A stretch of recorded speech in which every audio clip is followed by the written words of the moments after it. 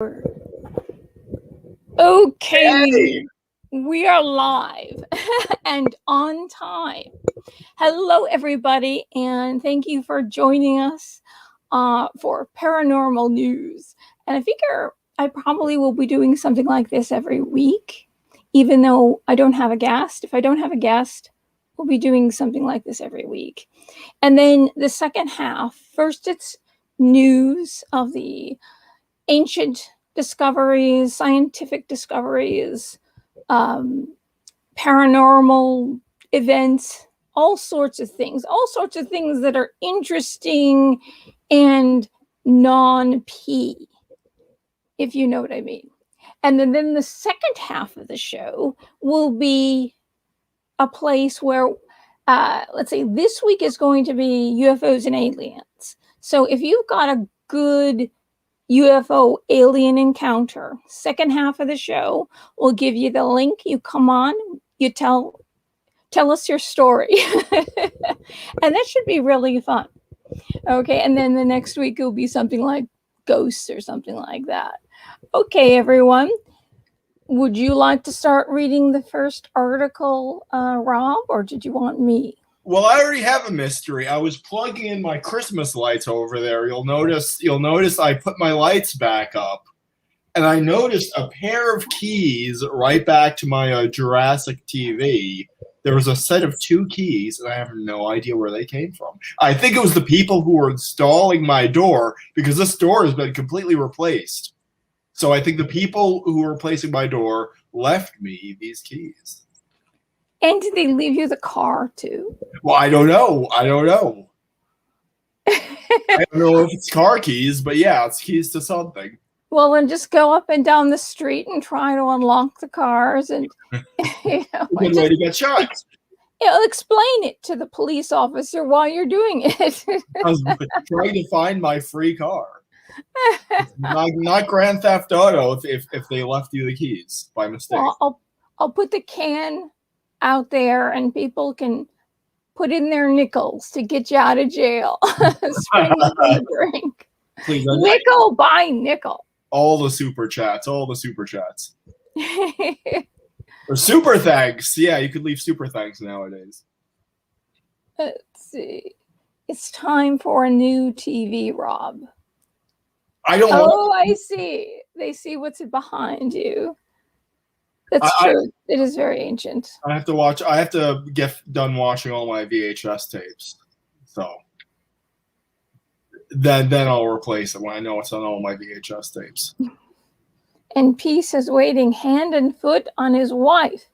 What a good man. What a very good man. That's exactly what you're supposed to do. Hand and foot. That's why guys don't want to get married these days. They don't realize they have to wait on this hand and foot. You know, for the paranormal show, you should have some sort of mysterious background here for where it's just pretty paranormal. I mean, that looks like a UFO as it is. I mean, come on. I mean, compared to yours, that's para something. Yeah. Or that's Abby normal or something. So did you want to start the first bit of news, or did you want You start. Oh, I don't really have the hang of this.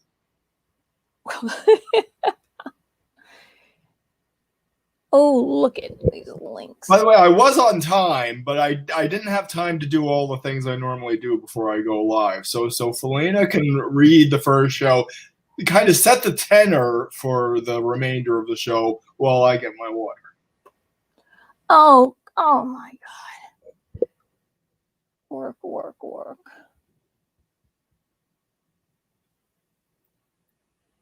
Ninth Nessie sighting of 2021 reported. I don't want to read. I don't want to read about black holes. I don't think black holes are germane to our discussion. Well, everything is. Physics is. It's the mystery of the universe. I mean, come on. It's why we're all here. Oh, Einstein was proved right again. Oh, that's right. Well, so how many times do we get an article that says Einstein proven wrong? And then you've got that guy, what's his name? Stephen Hawking, who didn't talk nor could he write, but had that little pad that he would touch. He was supposed to touch the letters and type out something. Yeah. And he's even looking at it. And I don't know. It just seems like nothing was happening. Mm-hmm. Apparently, if you wanted to interview him, you have to do it 12 or 24 hours ahead. Give them questions. So he'd be ready. The questions, everything was already done. And his computerized voice isn't really his voice. So I think somebody else was answering those questions, to be completely honest with you. I just don't think he was really doing anything. And I think anything they wanted the world to believe, they said, oh, this is the most mysterious and most smart person that's ever lived. And so believe him. Whatever he says, believe him. This damn thing. When it became time to push out new atheism to the world, he was the willing vessel, apparently, or his caretakers, whoever was wiping his ass. And okay, we'll have him say this stuff too. Oh, this is a show. This is a clean show. Okay, light from behind the black hole spotted. I can't believe this. I already am subscribed to this channel, and it keeps giving me pop-ups to subscribe. It's like it's already done. It's already a done deal, but they don't know it. Light from behind a black hole spotted for the first time, proving Einstein right. Next week, they'll prove him wrong. The luminous echoes come from the rear part of the black hole's corona. You know what corona means? We've all learned what corona means. Crown. It's short. Yeah, short for crown or coronation, crown. That's right. So it's the light that is around the black hole. Astronomers have detected light coming from behind a black hole. Researchers were studying the X-rays flaring from a supermassive black hole in the center of the spiral galaxy. Oh my God, I don't even... The name of this gallery, it's like they made it up. Somebody made it up. It can't be the real. That's from others, Wiki. Zwicky from the spiral galaxy Zwicky. 1,800 million light years away when they discovered the unexpected phenomenon, alongside the expected X-ray flashes from the front of the black hole. The scientists also detected a number of luminous echoes from an origin they initially couldn't place. So they luminous echoes, luminous echoes. Black Samurai is going to hurt you. I think he told you that once. So be very careful when you sing. Oh. Stranger still. Yeah, we have a tough man here. Well, does he think he's better than me? Yes, he does. And he might be. Okay. Stranger still, the out-of-place light bursts were smaller, arrived later, and had different colors from the flares seen coming from the front of the black hole. The researchers soon realized that the echoes were arriving from behind the supermassive black hole, which, true to Einstein's theory of general relativity, was warping space-time, enabling the light to travel around the black hole. So if you don't know what warping space-time is, imagine outer space as a black cloth, and it's pulled tight. And if you have a huge planet, it will, as if imagine it hovering above, not quite touching the fabric, but the shape and the gravity of that huge planet will dent the basically that's considered space-time, that black fabric. And they know when they see light coming around it, it's because something is there bending space-time, actually warping the fabric of space-time.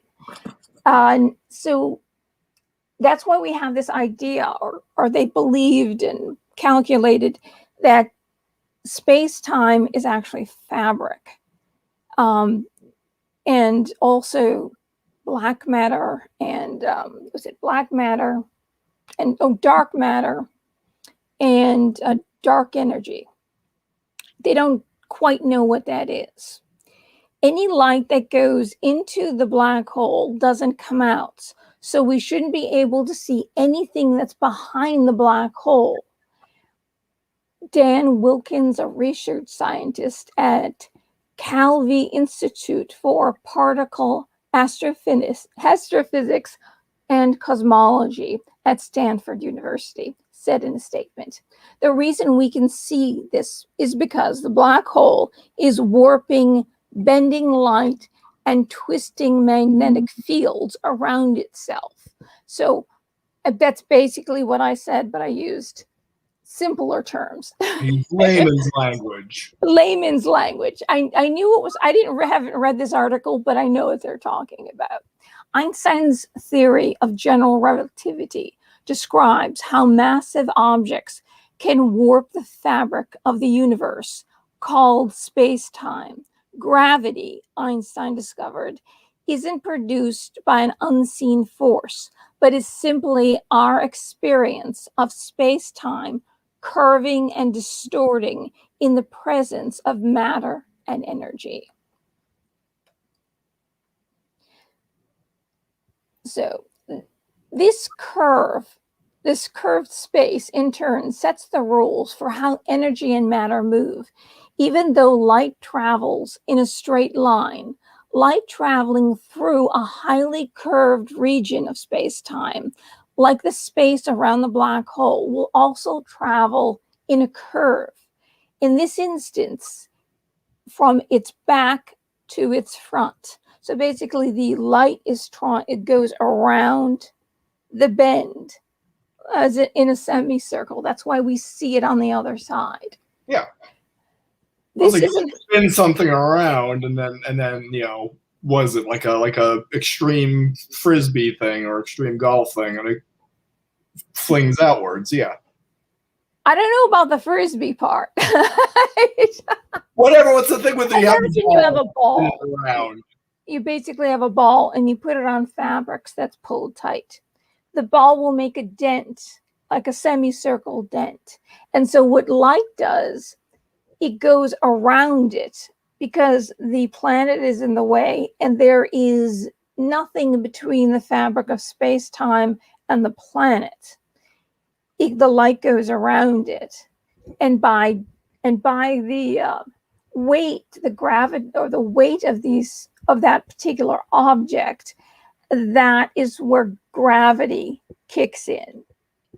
Yeah, but if something is being ejected from maybe the area around a black hole, and actually things can kind of escape from black holes, we've found out. But if something is ejected, then it will warp its path to maybe approach an observer on the other side, which is how this phenomenon is observed. Okay. The astronomers didn't originally intend to confirm Einstein's theory. Well, no one intended to confirm Einstein's theory. What? Nothing. Okay. All right. Let me start that over again. Let me get through the paragraph before you comment. Okay. The astronomers didn't originally intend to confirm Einstein's theory, formulated more than 100 years ago in 1915.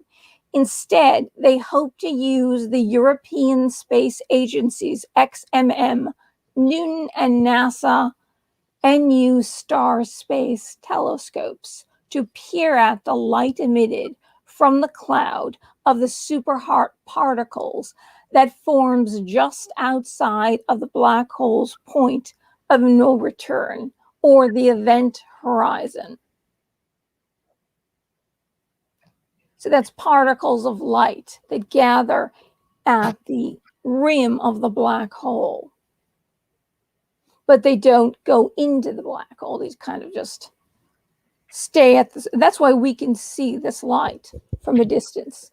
The super hot cloud or corona wraps around the black hole and gets heated up as it falls in. That would be because, say you put, the reason why things get hot in a microwave is because it makes the molecules in whatever you're putting in, whatever food or liquid you're putting in there, move very fast.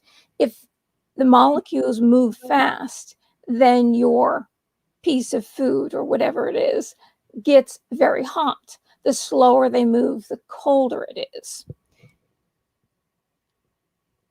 Okay, according to researchers, turning the cloud of particles into a magnetized plasma as electrons are ripped from atoms. The spinning of the black hole causes the combined magnetic field of the coronal plasma to arc high above the black hole and eventually snap, releasing X-rays from the corona as a result. This magnetic field getting tied up and then snapping close to the black hole heats everything around it and produces these high energy electrons that then go on to produce the X-rays, Wilkins said. Now that the researchers have made this observation, their next steps will be to study in more detail how light bends around black holes and investigate the ways black hole coronas create such bright X-ray flashes. Okay, and this research came out of Nature on July 28th. So, very recent science news.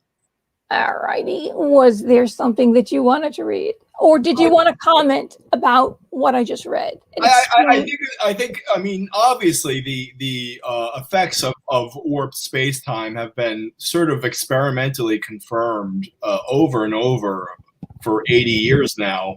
But I find it kind of odd that they have this article talking about black holes as if black holes are settled science, whereas the existence of black holes is purely inferential, and we use effects like these of warped space-time to infer or hypostatize the existence of black holes.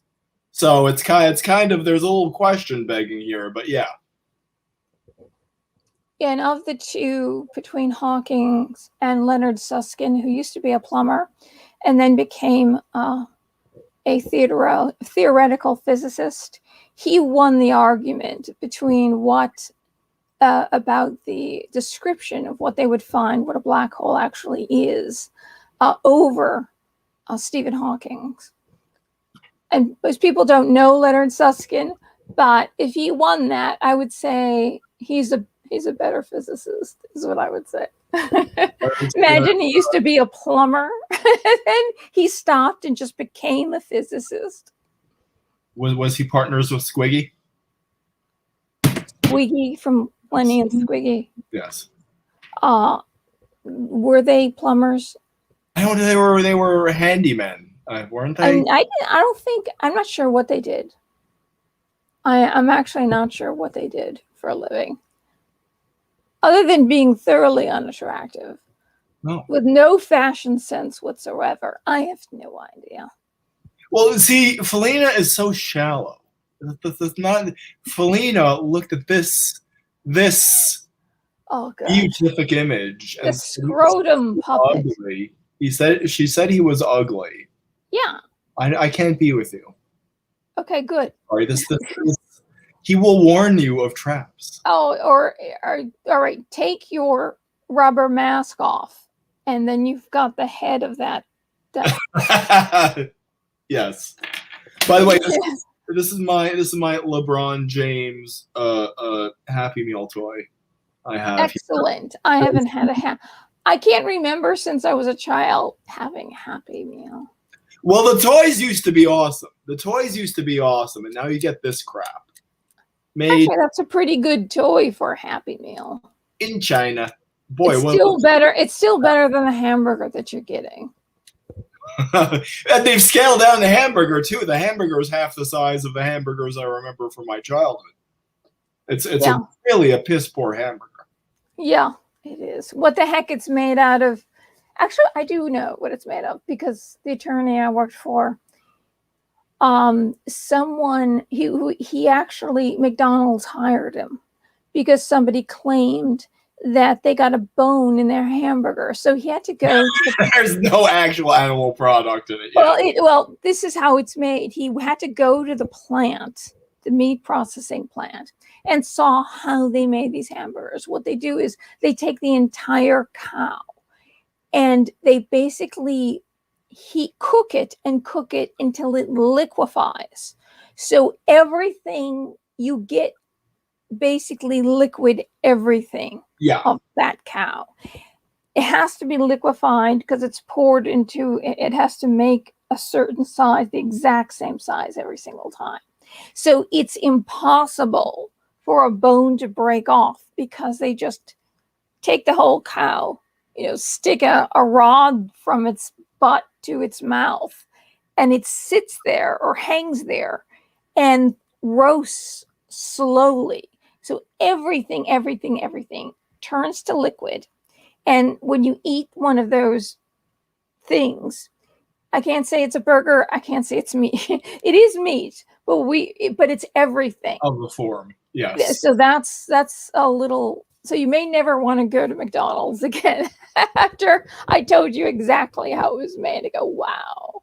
Well, yeah, they sell like I even like the fish sandwiches, but there's just fish sandwich. They don't say is it bass? Is it flounder? It's like, no, stop asking so many questions. It's fish.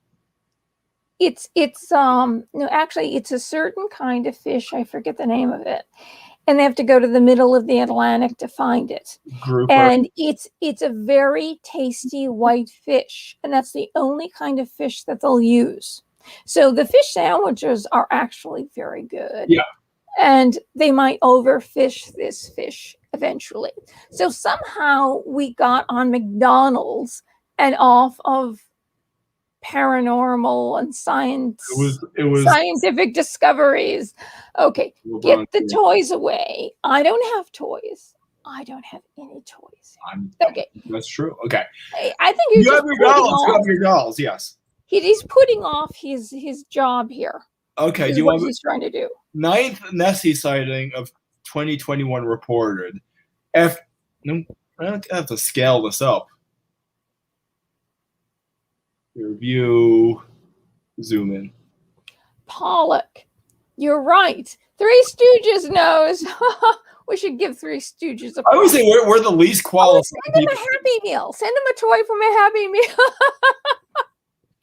That'd be excellent. Totally excellent. Right in for your crappy LeBron James. Oh God. I know I'm hungry too, Peace. I know. Even though I know what's in those burgers, for some reason I could go for some McDonald's right now. I didn't have dinner, so I got.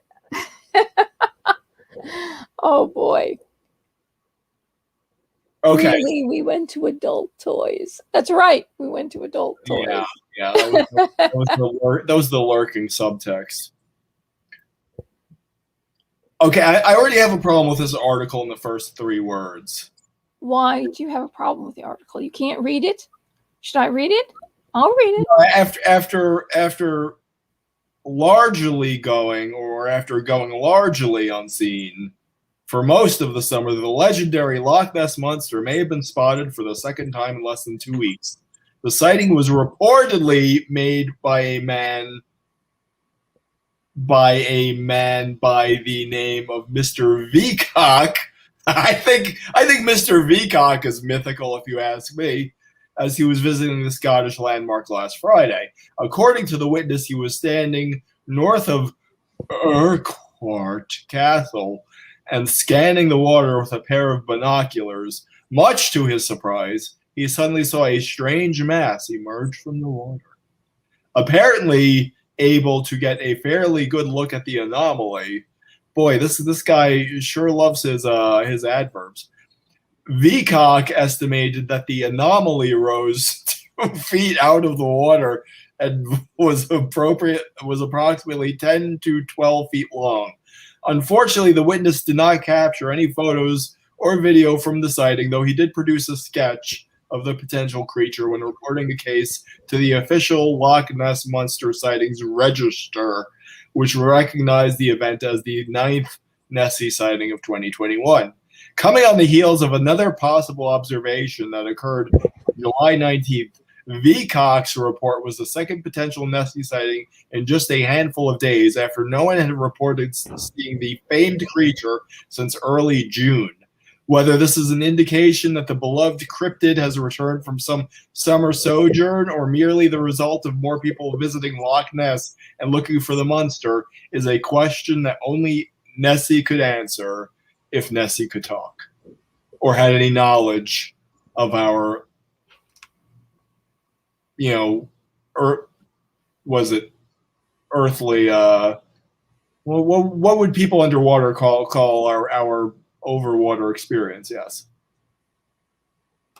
I don't think Nessie would know anything about that. It's like overwater experience. Yes, flying over the water or sailing over the water. I don't think Nessie could answer these questions. I think Nessie has an eel brain. Yeah. Well, that's what it sounds like. That's what David said, that the DNA that they found was eel. Yes. Which would make me never swim in that loch. Eels are so unattractive. I saw one in New York City or Manhattan in a huge Chinese market. It wasn't even in a package. It was just frozen, like in this shape, sticking out of the freezer. And I remember my ex-boyfriend, that was my boyfriend, his mother said, "Oh, look at that." I looked at it and I screamed, "Oh my God." And I had to keep my eyes covered as I passed it. They're the scariest looking things, I swear to God. So are you done with your article? Yes. Good. Okay. Google Earth reveals the world's largest geoglyph.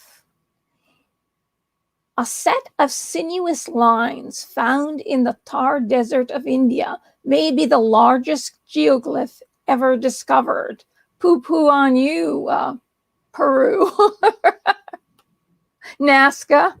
Geoglyphs, which are sprawling designs formed with earth or stone, have not previously been found in India, though they are known from other deserts in Peru and in Kazakhstan. The Indian glyph consists of several spirals and a long snaking line that doubles back on itself again and again. All told, the patterns cover 51 acres, 20.8 hectares of an arid region near the border with Pakistan. A hike along the lines would make for a journey of 30 miles, 48 kilometers. And I'll just add this one thing here. It says near Pakistan. This is probably near the ancient city of Mohenjo-daro, which might have been there for 30,000 years. It was self-sustaining. There was no king.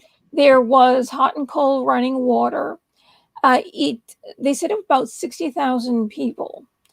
And they found a tile of the lotus position, of someone in the lotus position. And that was they gauged it to about 10,000 years ago. And in the Mahabharata, they speak about a great river called the Sarasvati. But the Sarasvati started to dry up. So that's why they can date the Mahabharata back at least 10,000 years.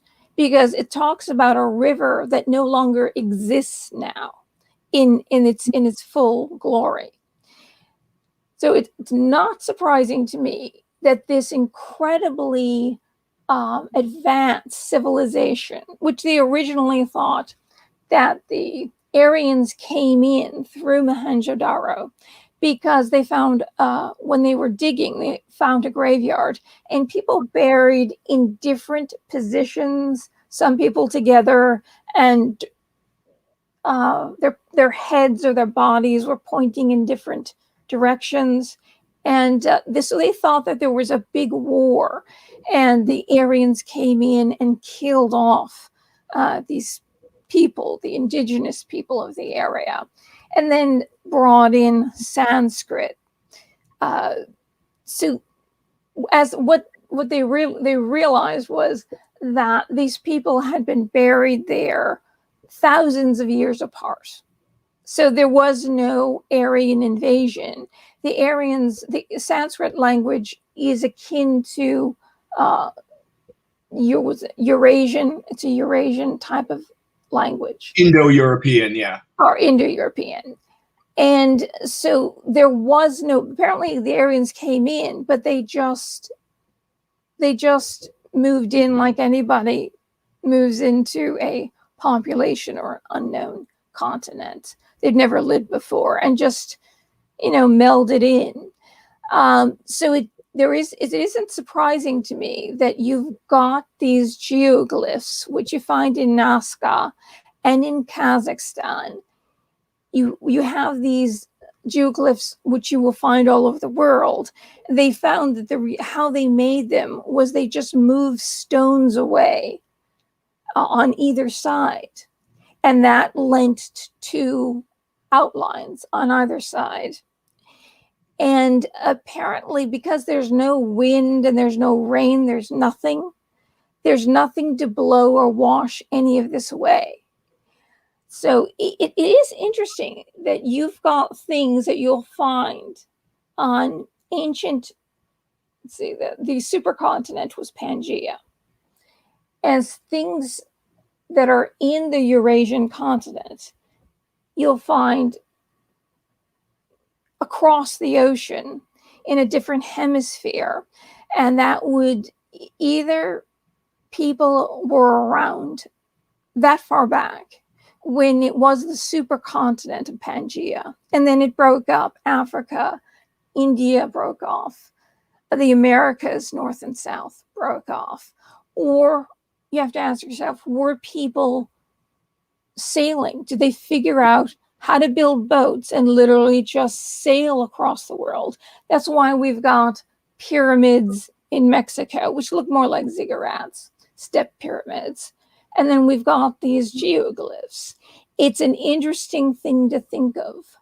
Or could it be something like the idea is in the air and people kind of think of things at the same time in different parts of the world who've never met each other, and they call it's in the air, so to speak. So it doesn't surprise me that you have got something like ancient geoglyphs near Mohenjo-daro. Now, Mohenjo-daro is a part of Pakistan, which broke off as a construct of India, and broke off because, and it became a Muslim state because the Muslims and the Hindus fought all the time.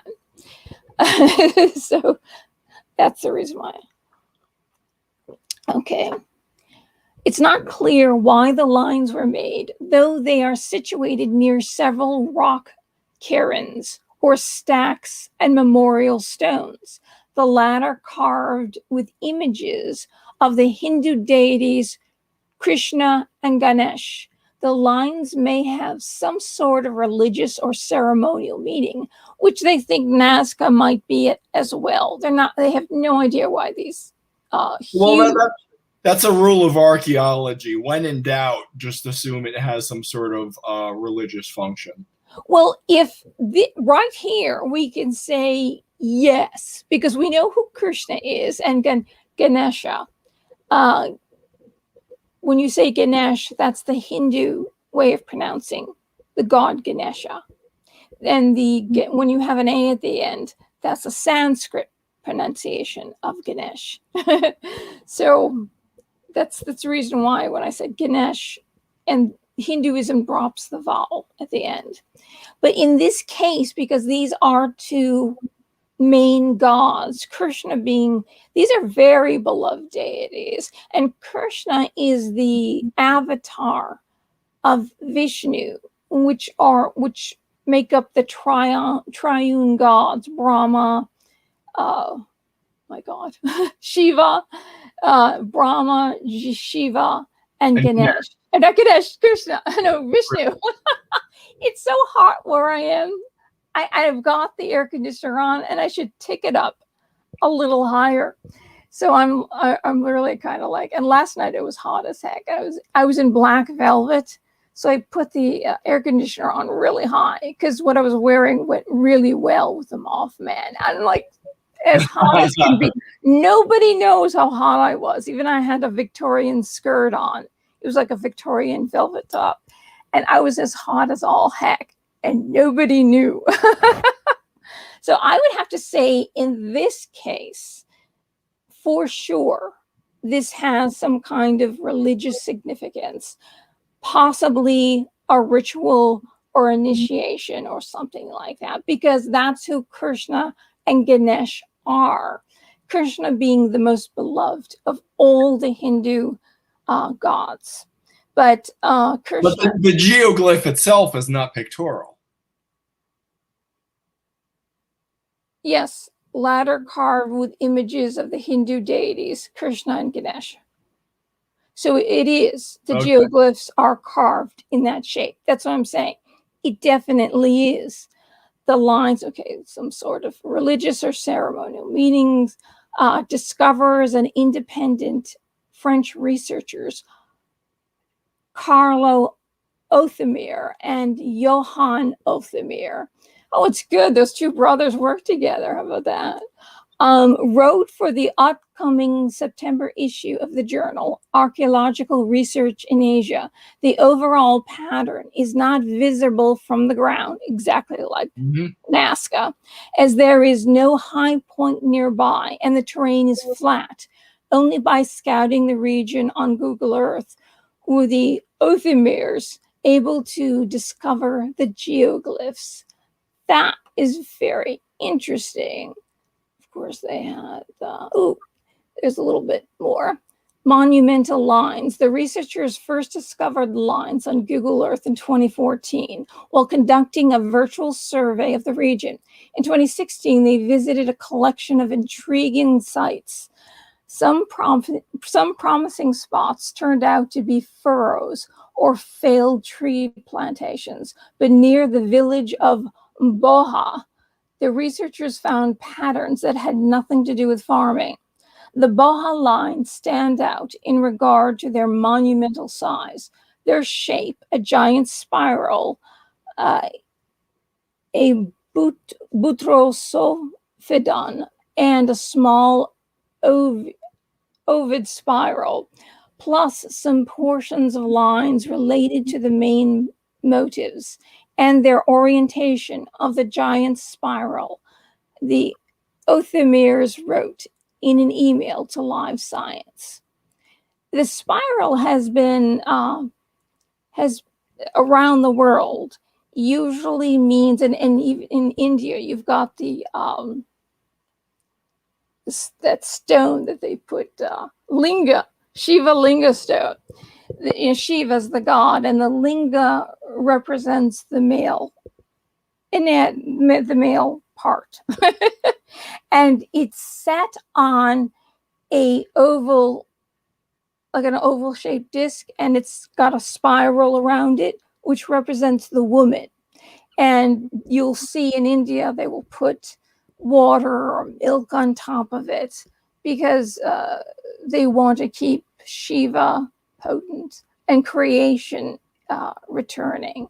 But it's the way of honoring Shiva. So that spiral around the world is known as the goddess spiral. It's feminine. So that's really kind of interesting. Okay, some ancient written languages, including ancient Greek and Etruscan, from what is now Italy. That's more middle to northern Italy on the coast. And they spoke a completely different language than the Italians. And they didn't know where Etruscan came from, or these people came from. And I believe they say Turkey, either Greece and Turkey, around that area. Were written in the back and forth style. That's interesting.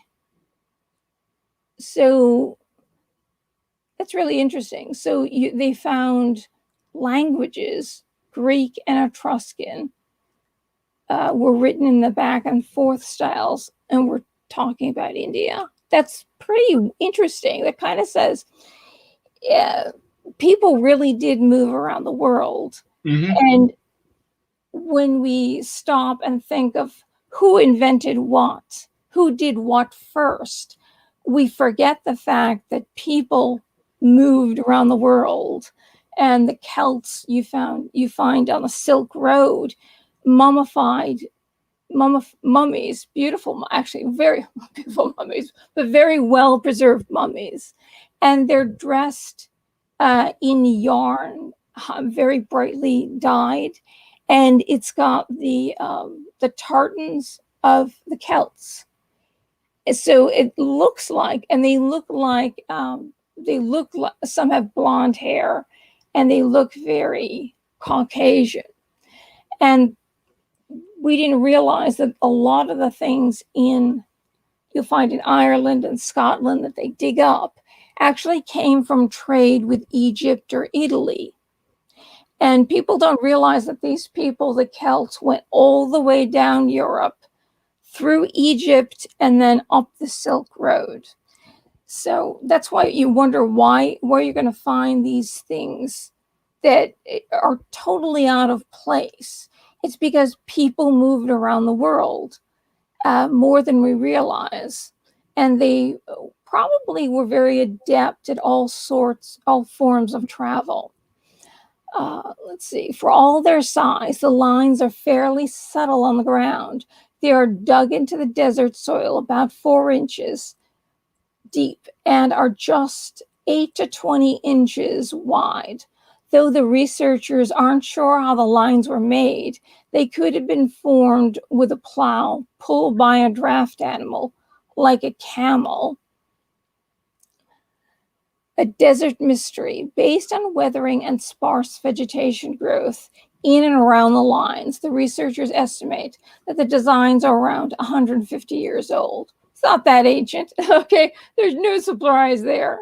Or perhaps as old as 200 years. The older age would put them in line with the age of the memorial stones nearby. The area is uncultivated. Researchers told Live Science, with no available water for irrigation nearby, the land is currently used to graze goats and sheep.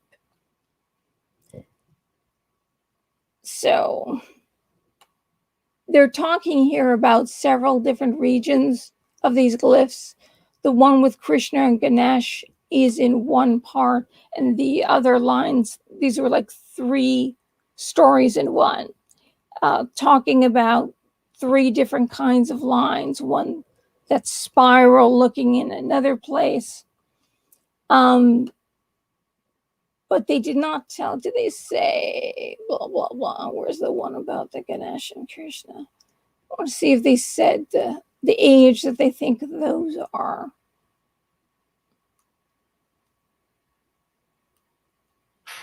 Can't seem to find that.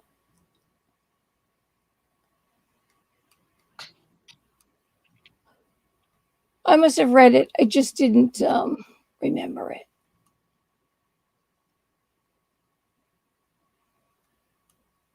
I'm so hot. Let's see. Come on. Three Stooges says, "I know how hot you were." Reference to the Black Velvet comment. But yeah, you kind of walked him into that one. Oh boy. Well, no, I really mean I was, and if you watch the video, you'll see me touching my forehead like here and here. That's literally sweat was pouring off the top of my head. I was so hot. And just very, I was just very, it just very subtly, not, I didn't want anybody to really notice what was happening, that I was actually wiping sweat away. But David always gets the show. I never get a show. Oh, I was fully dressed. It was just sweat pouring off my brow. Oh, here it is.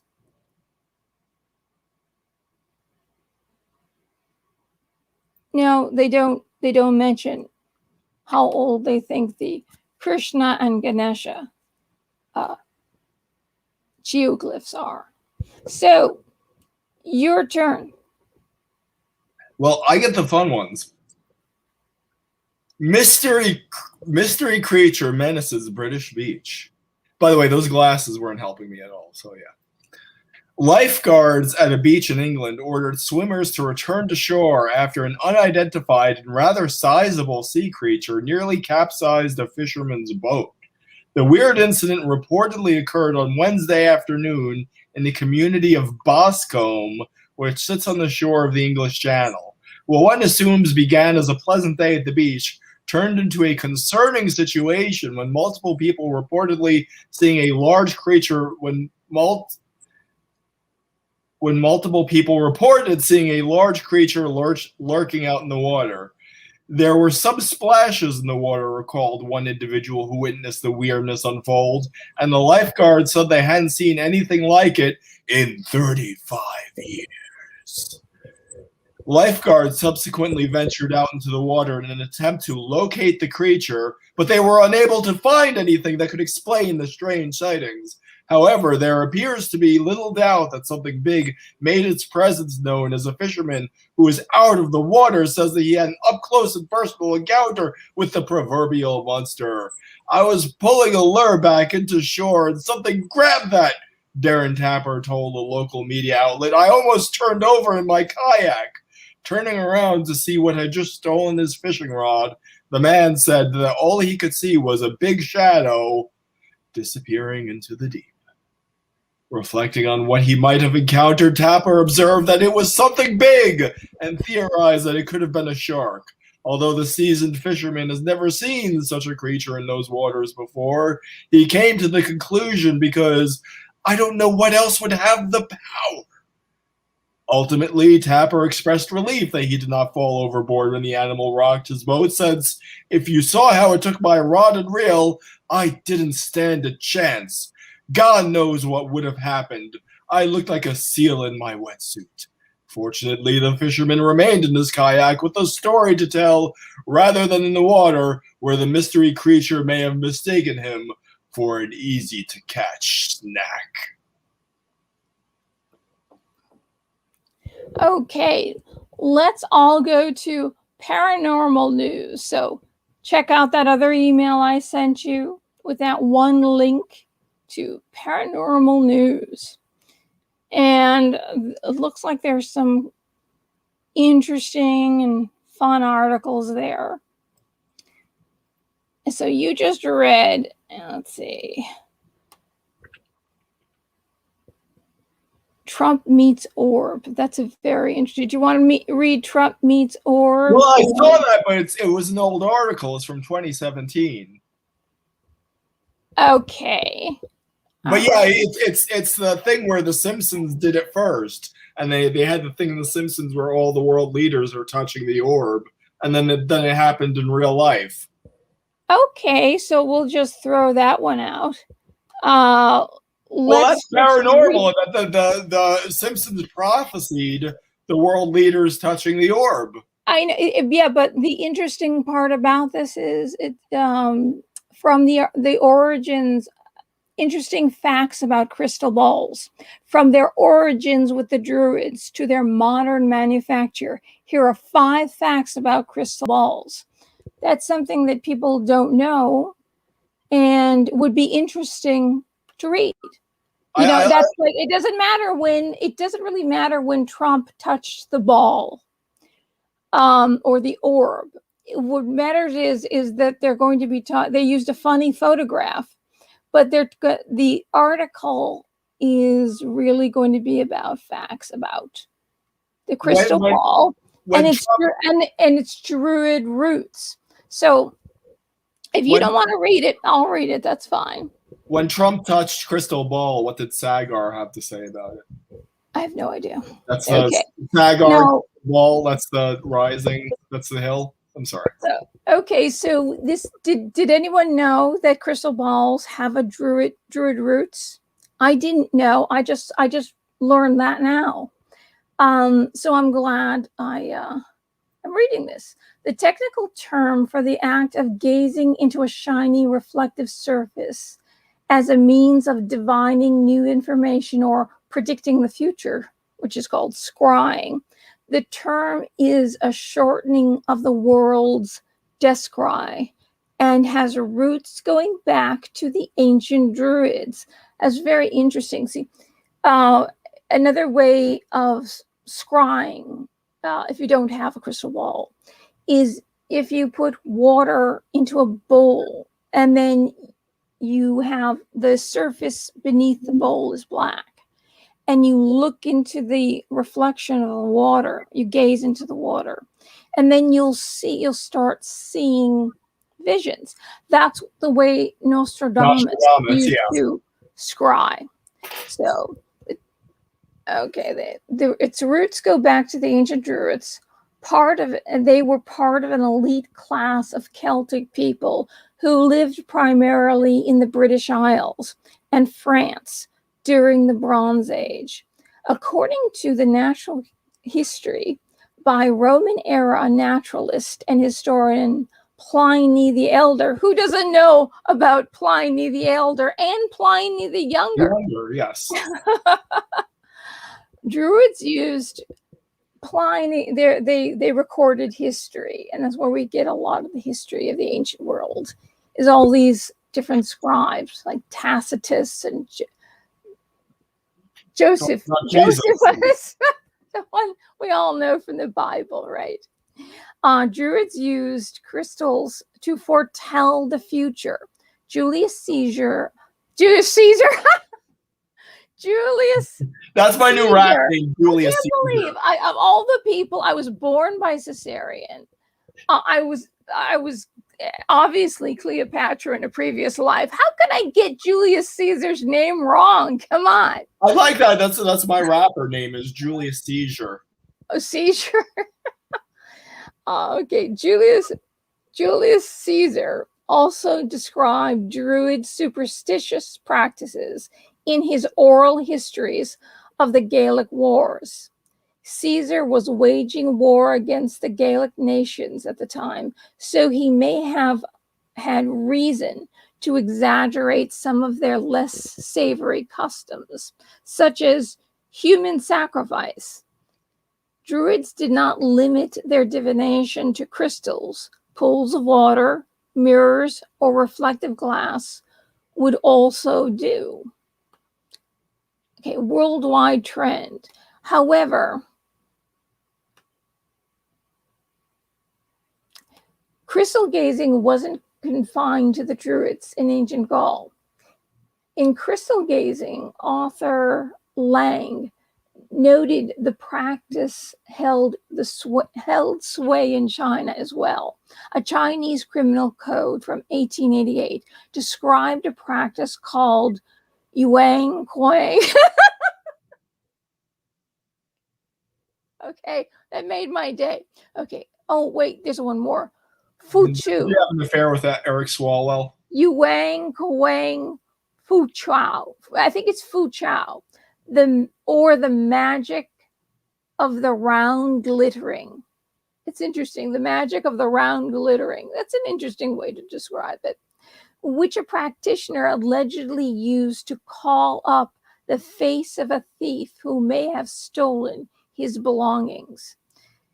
And the same book notes that Muslims in India practiced viewing of Anjan, lamp black, or magic mirror.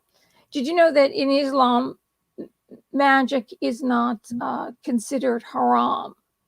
Quran means forbidden. Yeah.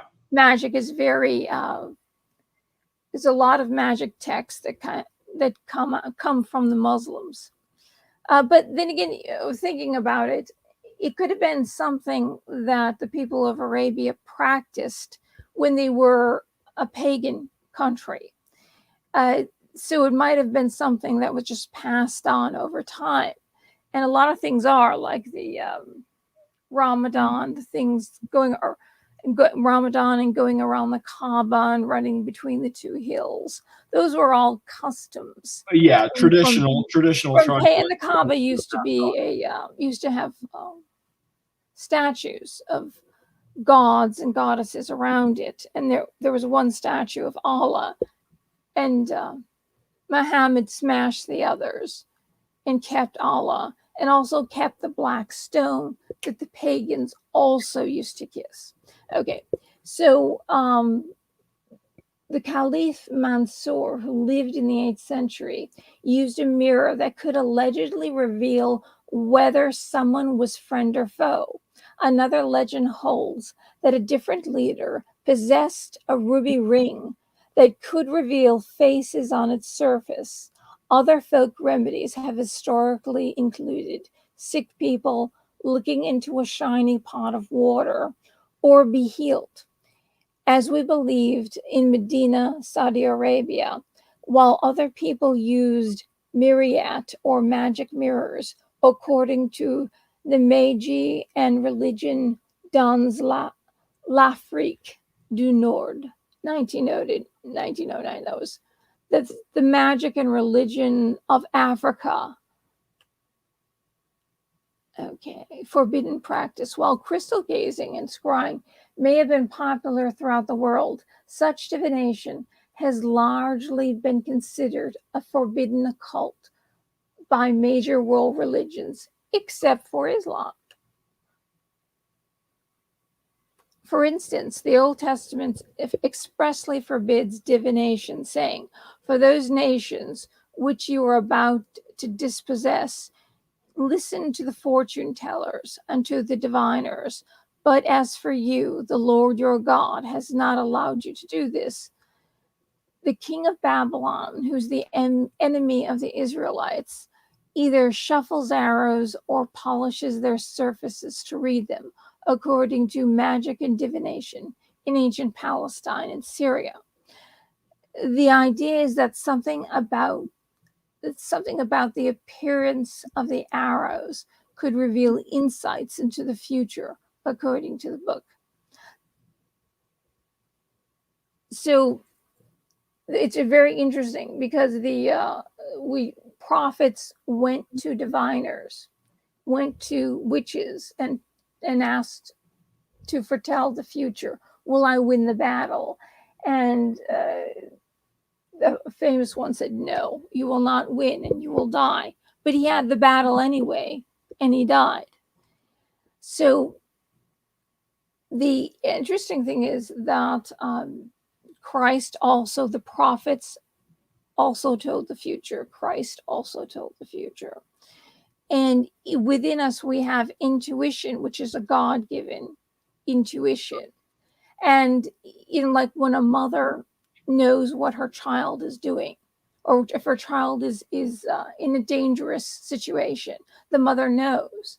And either you call that divining in some way, or is it a God-given gift to let us know that something is going on? Mm-hmm. And we need to listen to our innermost self and get a feel for that, for what's going on. The stomach has the nerve endings. Most of any place in your body that has the most nerve endings is your stomach. And that's usually what tells you right away when something is going on that's not good. Sometimes you're just afraid of the unknown and you need to get rid of that fear. But God has given us this gift to know, to have a feel for what's going on.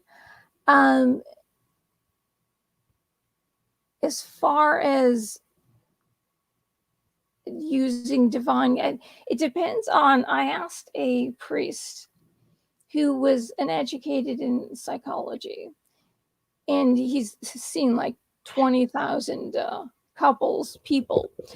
And I said, that it says in the Bible that that's forbidden, or astrology is forbidden. He said the truth is that it can't be your God. Some people make this their God, and they depend on divining tools instead of connecting with God or reading what your own body tells you. If you don't make it your God and God is your God, these things aren't forbidden.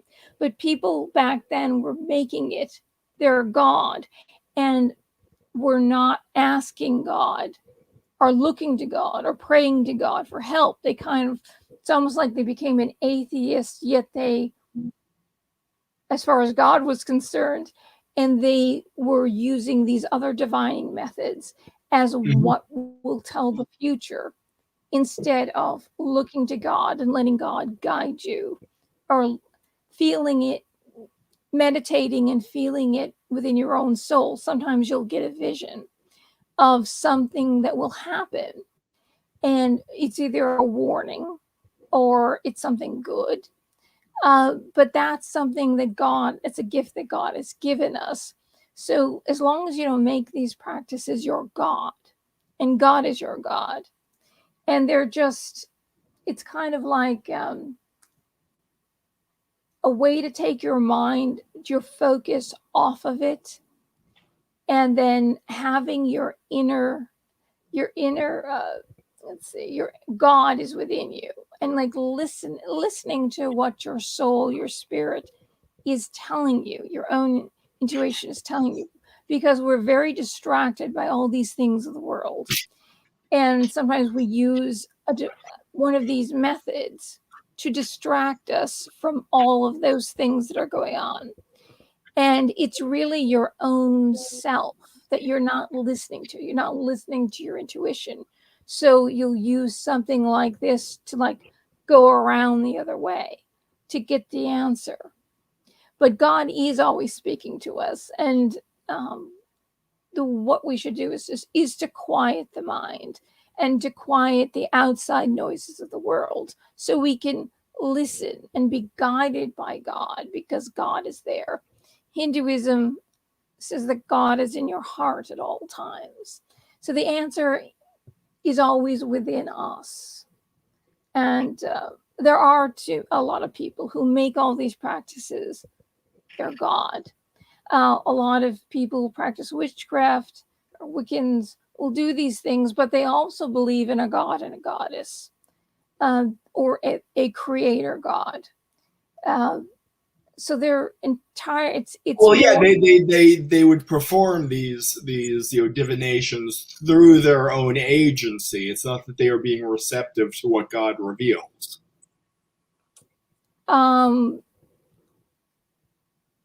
If you believe in God, it's not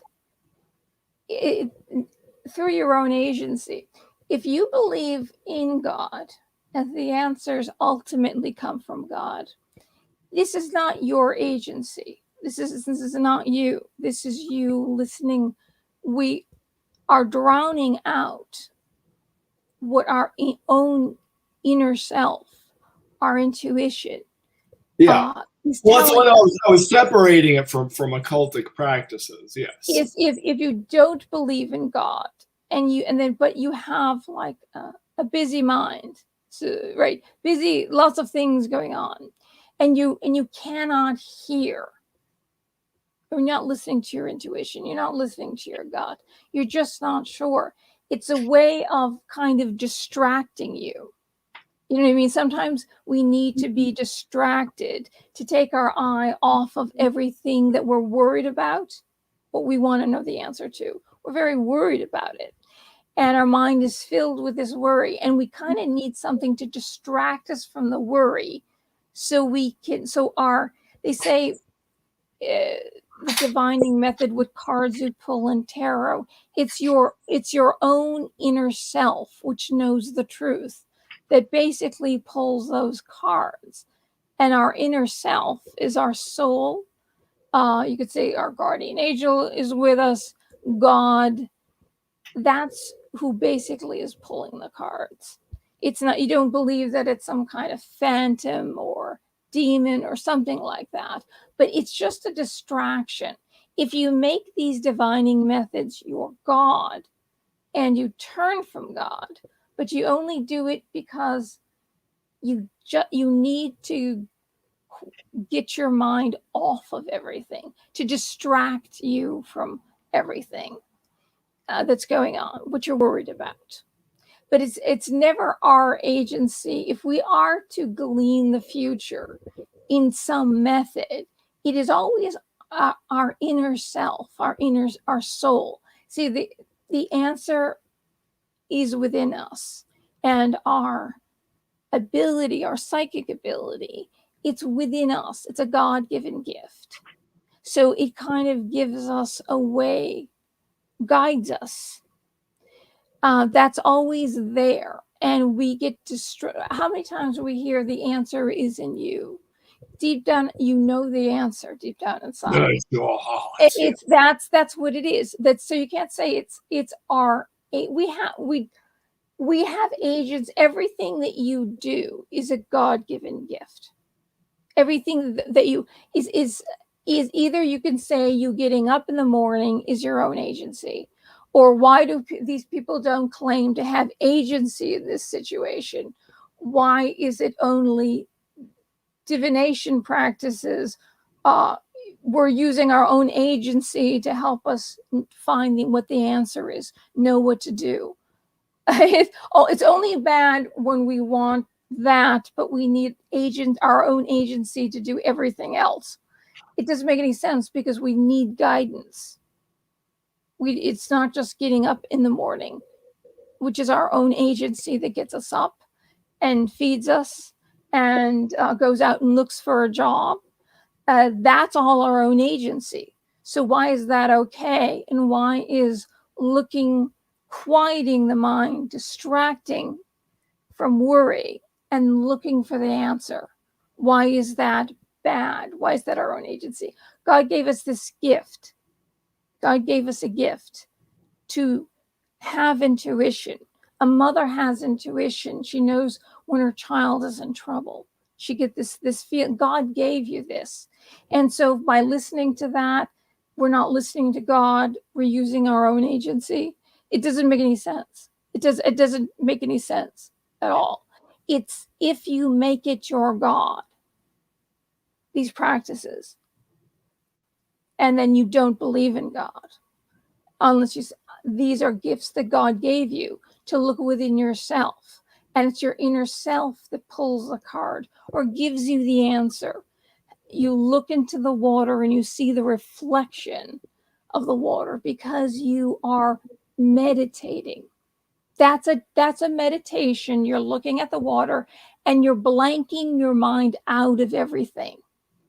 And then you're allowing the answer to come up.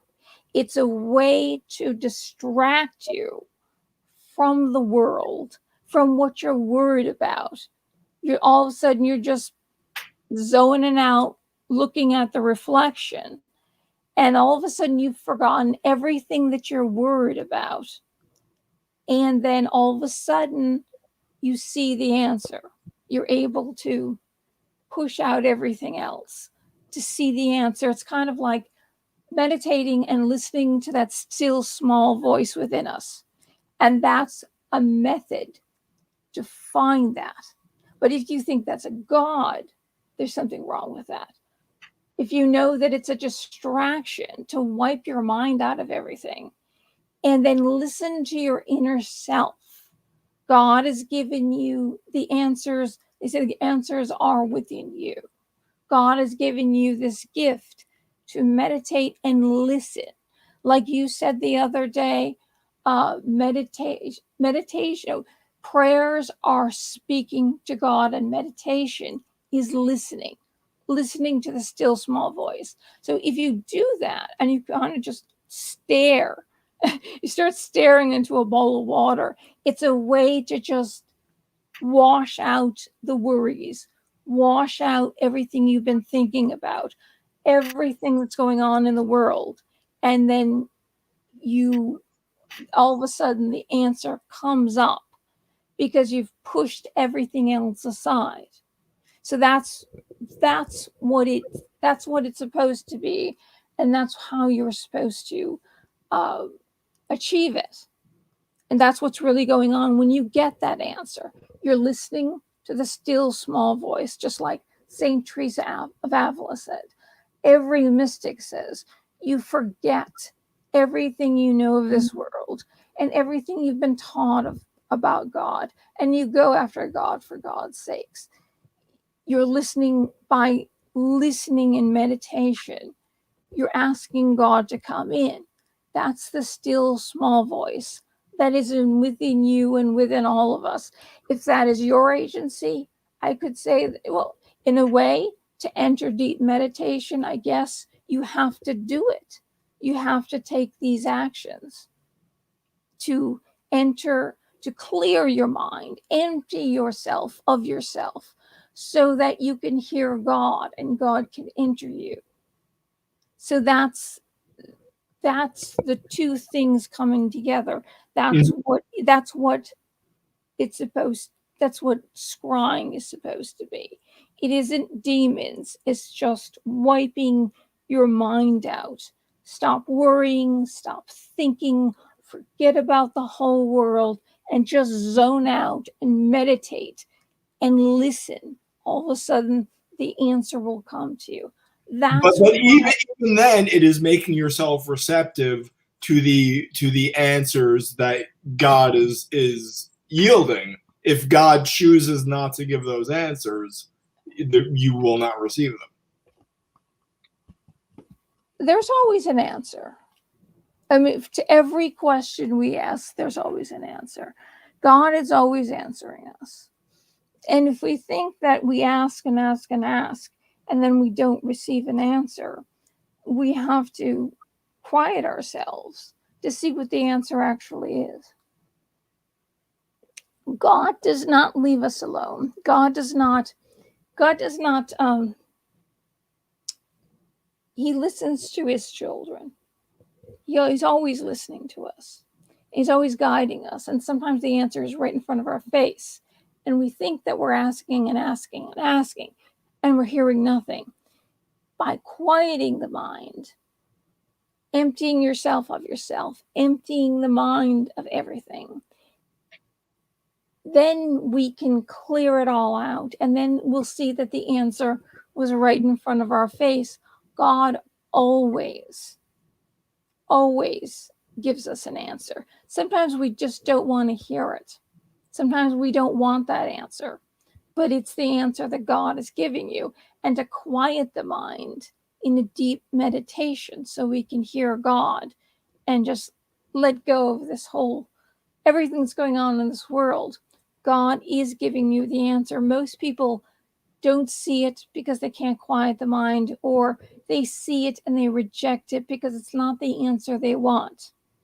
You know, sometimes God doesn't give us the answer that we want, but he always answers. Rest assured, you're his child. He always answers. By the way, Peace and Three Stooges and Black Samurai, if you guys have any paranormal experiences, we'd love to hear from you in the latter part of this episode. Yeah, Peace. Eric Swallow as well. Hiking is a good form of meditation as well. Yeah, I walk. It used to be the case I would walk in the same woods every day. I walk the same paths over and over and over, and that's mainly just get ideas for music and stuff when I would do that. And Three Stooges says, I just started meditation because of generalized anxiety disorder. Yeah, anxiety. Your body is full of, and your mind is full of things that you're worried about. Something sets that off. And that's why meditation is good, because it quiets the mind. and lets everything go. And then the peaceful, sane, grounded answer comes through. You let everything go and you trust that the answer will come through. You can't always get what you want, but if you try, you'll get what you need. That's true. It's true. Sometimes it's not the answer that we want, but sometimes just to get, if you have generalized anxiety disorder, you need to quiet the mind. You need to let everything go. Things are very stressful. So any form of meditation that quiets the mind is very good, especially in these times. Let it all go. Don't worry about it. So that's very good. Deep meditation, quiet the mind, and listen to God. And God has put the answer within you, and you can trust that the answer will not confuse you or cause you worry, but probably cause you to be very calm and very peaceful and very sure. A good way of meditating that the weather's warm at the moment is gardening. St. Teresa said, you can't ascend to the heavens unless your hands are firmly planted in soil, because mystics all had gardens. And there's nothing better to meditate as you're weeding a garden. It's like you're taking the weeds out of your soul, all these things that you've been holding inside of you, anything that you've done wrong, anything you've been worrying about. As you're weeding the garden, you're pulling the weeds out, and imagine that the ground is your soul, and you're cleaning it out, and then you allow beautiful things to grow. So I would suggest gardening if you can. There's nothing more wonderful than putting your hands in the soil and pulling out all the weeds so the soil can breathe. It's not all full of all these roots that are choking everything. You're removing the weeds, letting the earth breathe, and then planting something that's beautiful within it. And I always imagined when I garden that this is my soul.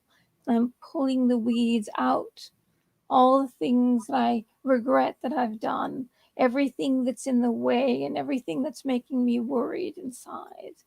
I'm pulling all that out, and then the ground, and you just turn the soil over, and it's all loose.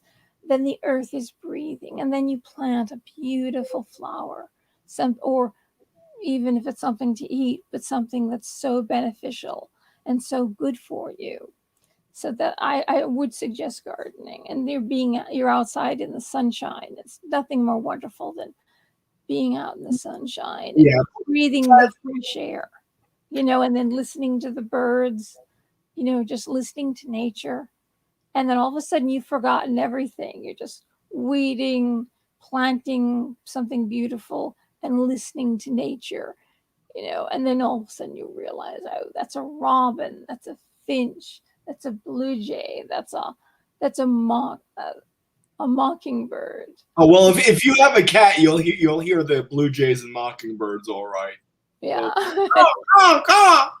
Or even just the wind through the Yeah. trees, the wind blowing through the leaves is a beautiful meditation, all in its own.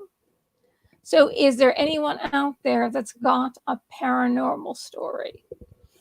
Or are we paranormal enough for you? I walk barefoot in cool grass to become one of the nature. Yeah, when I was a teenager, I would always walk outside. I would walk in the woods in bare feet. I would walk along That's the road in bare actually, feet. they say that is a good, they say if you go outside at noontime and walk barefoot in the grass and stand in the sun, that's a way of getting rid of depression. So that's excellent that you do that, because you're walking on the earth, and the earth is kind of like you're letting go all your fears, anxiety, whatever it is, just sending it into the earth through the bottom of your feet and kind of cleansing you of everything. Just give it to the earth. It's a wonderful meditation to do that. But if you're depressed, if you do that every day around noon time, you won't be. So there is no one in the audience that wants to come on and give us their paranormal story. And you can use an avatar so we don't see what you look like. Yeah, don't worry about that. Upload a picture that you can use as your avatar if you do not want to show your beatific shining face. That's right. Because you might be uncomfortable about the story that you're telling. Yeah. So you don't want us to know what you look like or anybody else. But is there anyone out there? Otherwise, we'll close the stream if that's not the case.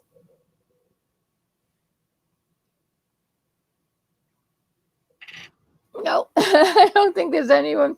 Let's see. Everyone's quiet. We've got Three Stooges and Peace are on the chat board. And there are a few more people out there watching. And nobody wants to go. That's okay. Next time we do this, hopefully the channel grows. And be a lot more people. And there may be a lot more people out there that will feel comfortable. Okay, now we have something interesting here. Three Stooges says, when I was 25, I saw a demonic serpent circling a newborn baby. Come on, dude. We need this. Come on. This is exactly what we want. Here, can you send out the invite link? Is there more? That could be the story. But well, no, I want to hear it. I want to hear it. Three Stooges, are you willing to share the story?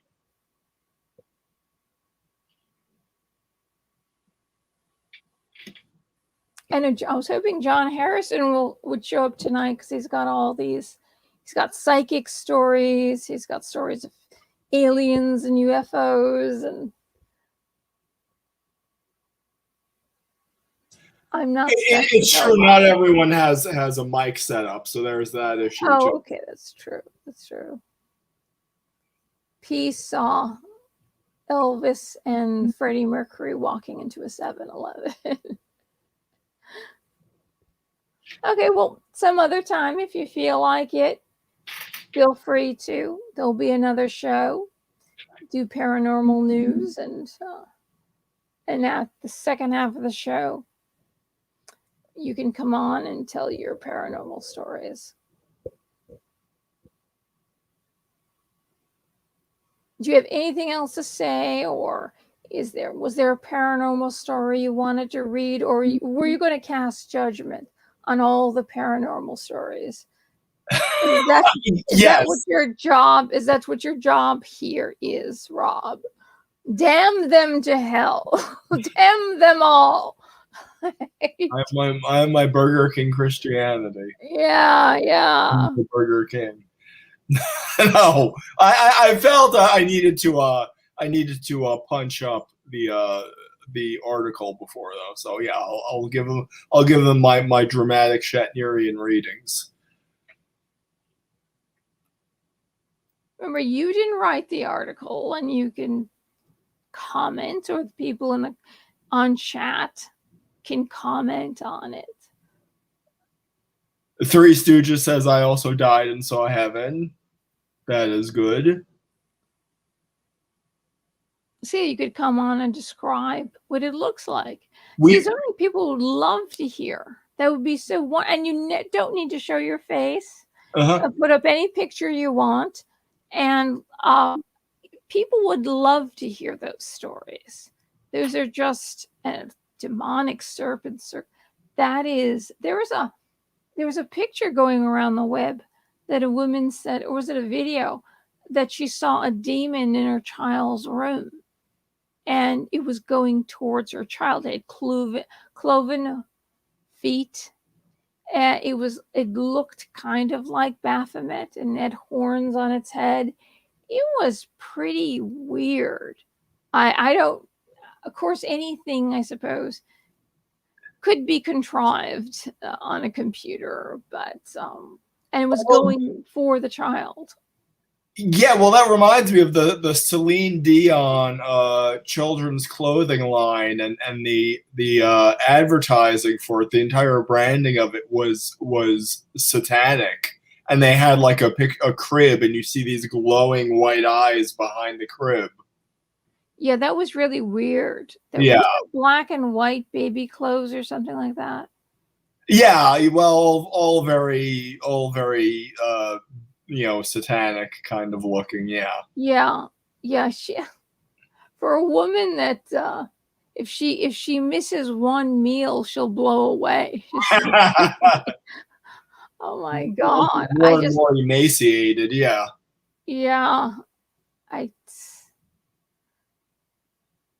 I never cared really for Celine Dion. It's like, you just ruined All by Myself. It's like just screaming, pounding your chest and belting Oh, it okay, well, out. you have to say that because I saw a YouTube video. Adam Neely talks about the most effective modulation in pop music, and he talks about the Celine Dion version of "All by Myself." Oh, really? She didn't do the arrangement; some other guy did the arrangement, but Doesn't make any difference. She has to. well, it's She different from can the say standard no.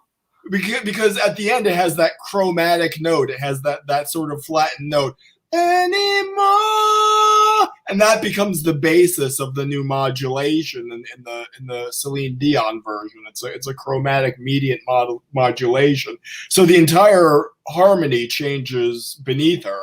And he says this is the most emotionally charged modulation in pop music. And so that's not my preferred genre of music by any stretch of the imagination, but I agree with him. It's a very effective modulation. You know that it's actually a classical song. He actually used a classical song, and it's supposed to be 100 years from the death of the composer, and it fell within 100 years. I forget the name of the composer and what piece it was, but it fell within the 100 years, and he had to pay royalties Royalties. for using that song. So it Yeah, well, is classical. kind of like Elvis's "It's Now or Never." It's based on. Well, everybody knows it. That's it's Return to Sorrento. But everybody knows it says when you read the sheet music, it says the Return to Sorrento. That's what the music is. Yeah. Everybody knew it. It wasn't anything that he was trying to hide. On the other hand, Eric Carmen was trying to hide that. Whole different thing.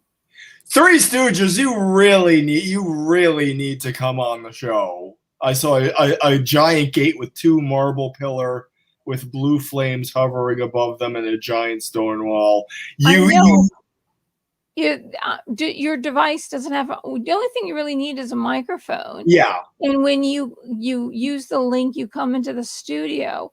You choose an avatar. So any picture on your phone, if you've just got a phone, any picture at all, any picture that you've downloaded to your computer, that can be your avatar. Nobody will see what you look like, and you can tell us these wonderful stories. Even if the mic on your computer isn't that great, like I took down my Maryland video because the mic on this computer is really, really bad.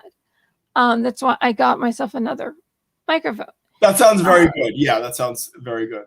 Yeah, well, thank you. I'm glad I got your approval. You're so stingy on your approval of anything to do with what I say or what I do. Thank you. Thank you, dear Lord. You criticize my very existence, okay? But your video feed has been good. Certain things are right. So you've got a lot to learn. You're still a young'un. I'm an ancient soul. So, yeah, even if it doesn't sound that great, I give you the link. How about this? I'm going to throw the link out there. Anybody that wants to click on that link and come in and tell us your story, That would be great. Any paranormal story. Well, it doesn't have to be UFO or alien. It could be anything. Black Samurai, please join us. I've talked with Black Samurai before. Everyone on the chat that we see on the chat are all old and dear friends of ours. You've been with both of us for a long time. So, and anybody out there who's not on the chat, come on. There it is. Hey, okay, so we're going to be joined by Black Samurai. Did he say that?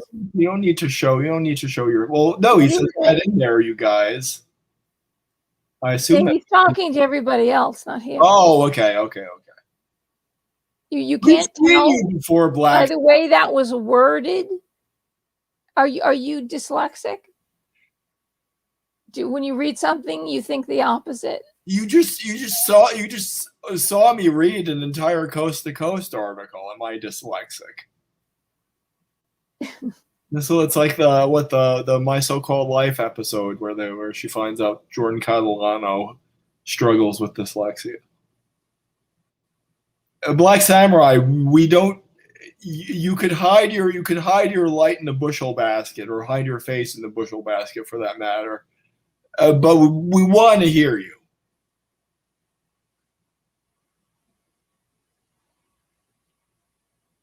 We're going to stay online until someone.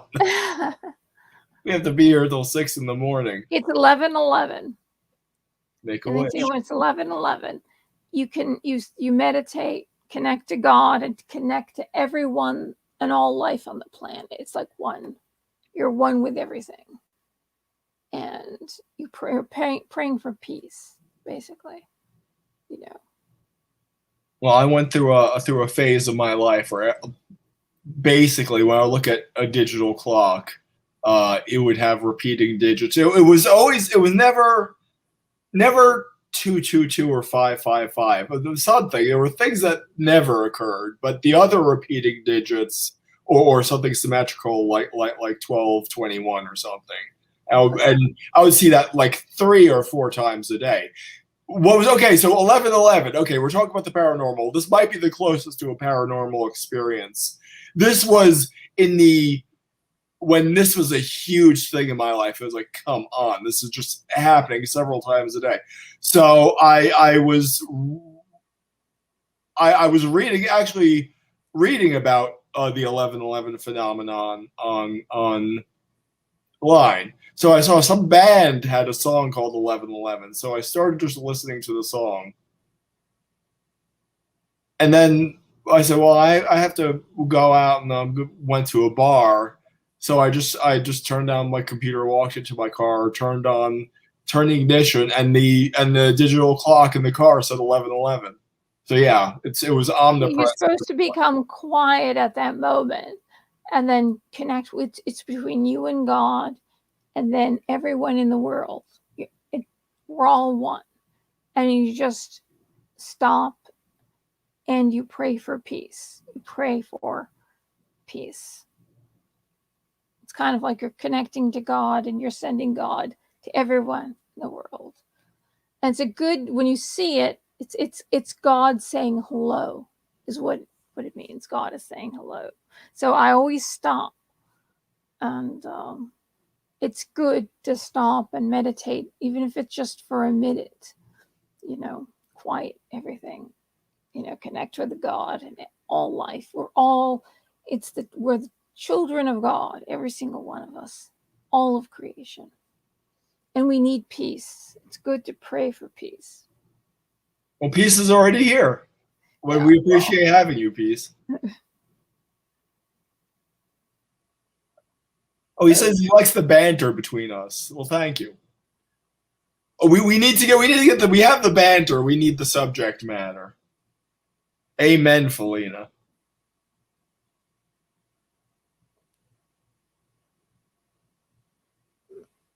My guess is that Rob does not quiet his mind ever. I think he's got a constant conversation going on in there. Peace's pleasure to be here. I hear Costanza. It's our pleasure that you're here. So anyone, avatar, and I can also get the music, the voice changer that nobody will know what you sound like. I can pull that up too. We'll play music behind you.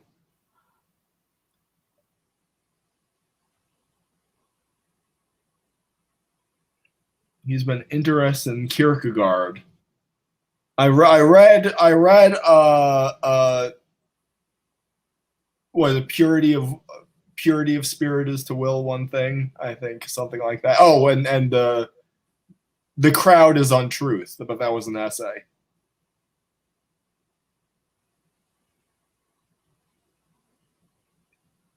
Here, I'll be right back.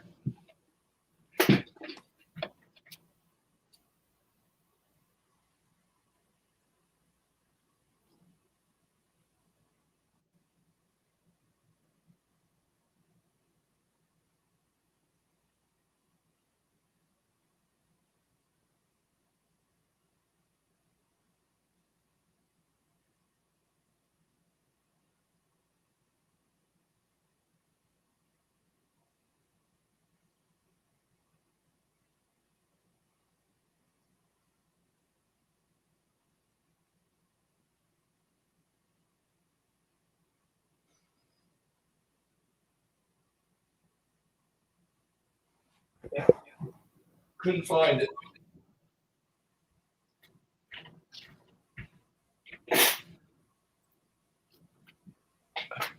Christian existentialism. Yeah, what's it? Kierkegaard, Nikolai Berdiev, Dostoevsky, of course.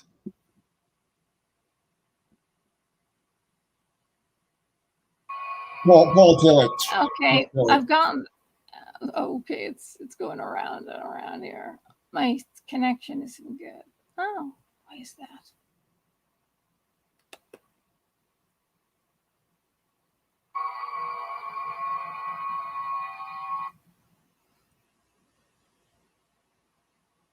Trying to bring up the voice changer here so nobody can hear, know who you are. Nobody will be able to recognize your voice. And with the avatar there, you can have Captain Kirk, anything at all, and nobody will know what you look like or what you sound like. Come on, this is going around and around.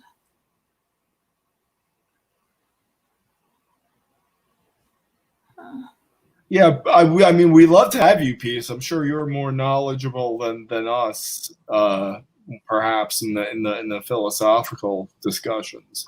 It's been a long time since I've read philosophy books. See, that's the voice changer. Nobody will be able to recognize your voice with this with the voice changer.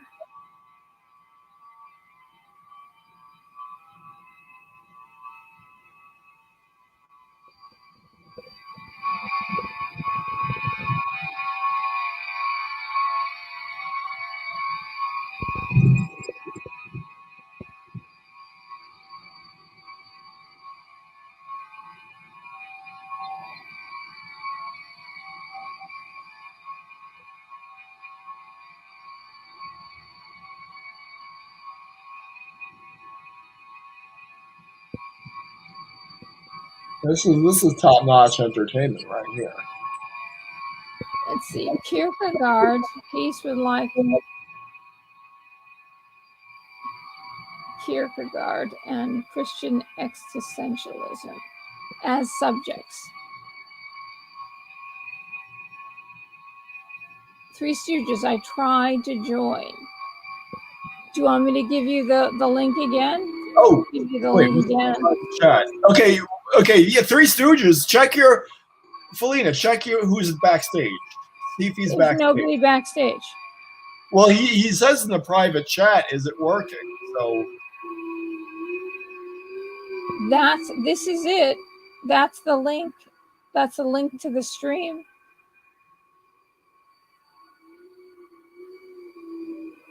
Well, I don't know how he's in the private chat if he's not in the chat.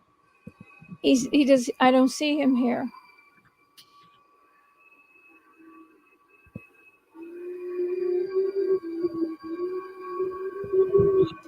Dumbass. By the way, Peace, I thought you were this like enlightened mystic, and now you're calling yourself a dumbass. It's not the kind of language I expected from you. So the link isn't working. That's a link. I can do it again. Copy to clipboard. Robert Fried is here. Do you have a paranormal story? I bet he doesn't. Do you have a paranormal story, Robert Fried? Because this is the paranormal show. Though we could use you for I wanted to do a show on those so do you have a paranormal story, Robert? We might go somewhere else now. No, I kind of do actually. Years ago, I thought maybe I saw a ghost. This was like, okay, I live in NorCal, right? And where I live, there's this old, well, now it's something else, but it used to be an apartment complex for low-income people. Anyway, to make a long story short, it was alleged that it had haunted or paranormal vibes to it. That's what my mom said. And anyway, I thought maybe I saw like a little girl who happened to be a ghost because I remember nighttime my mom was asleep and I was playing out in the hallway. I wasn't supposed to, but I look all the way down the hallway and I see like this little girl who was faceless, and she was wearing like 1920s, like clothing from the 1920s. And ever since then, I've been kind of freaked out about going to really old places like that. Yeah, child ghosts are the freakiest of them all. Yeah, and this is the way she looked like. I swear she was like faceless. Wow, that's really scary. Yeah. So you were awake? I mean, you saw this right there when you were awake. Oh yeah. This was nighttime, and let's see. I would have been about 7, 8 years old. I was probably about 8, and so this would have been the early 2000s in terms of the years. But yeah, it was nighttime, and my mom was asleep. Most of the lights were off, and I decided to go outside in the hallway and just kind of explore the apartment complex. And it's actually called the Orville Inn. So if you ever look it up, it's on there. And yeah, I remember, like I said, looking down the hallway and seeing like a little girl who happened to look very faceless, wearing like a dress from the 1920s. So I'm going to ask you: would you say that you felt sort of called to go out into the hallway, or were you just exploring? I was exploring. Okay. But, yeah, who knows? Maybe I was. Okay, because David in his UFO encounter, he says he felt like compelled, like called to go outside and look up. So yeah, I didn't really feel the calling, but it was weird because, I look back now, I chose that night to go outside and explore the hallways. So I do think that's weird, maybe. The Orville Inn. It's now called the Orville Inn Grand Ballroom. Yeah. Oh, yeah. Okay. So I used to live there. It looks a little grander than I was expecting. Well, it's had some renovation. Yeah. Since I was, like I said, when I was living there as a little boy, it was an apartment complex for low income people. Yeah. Well, it looks like they're chasing the upscale clientele these days. Yeah. I have to look up if a child died about that age in the 20s. Yeah, maybe find the name. Yeah. I don't know if the place would have like death records, but Well, wouldn't the city hall have that has birth and death records?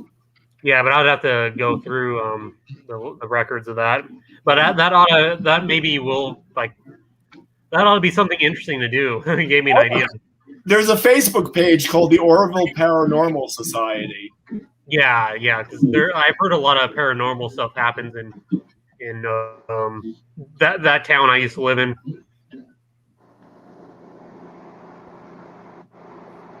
Hey, Three Stooges. Hey. What's up? Hi, how are you? Finally, we get to hear you. Did you want me to put the voice changer back on? Oh, you're good. And what is your story? I was about 25, and I don't know if I was just having a lot of nightmares at the time, but I kept waking up with my pillows all ripped to hell. And I would grab something in my sleep and started stabbing my pillows.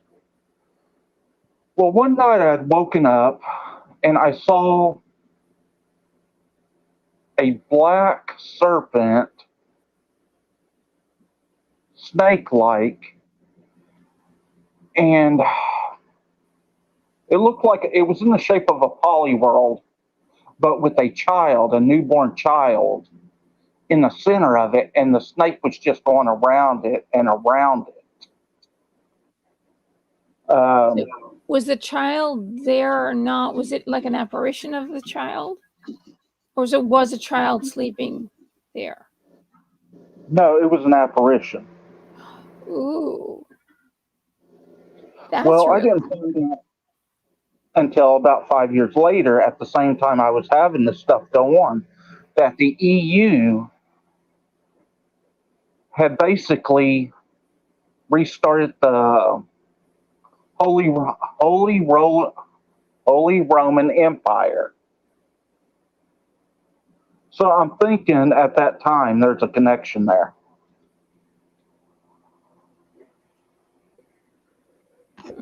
Well, Interesting. it's like the Aurora Borealis. The snake bites its own tail. The Ouroboros, yeah.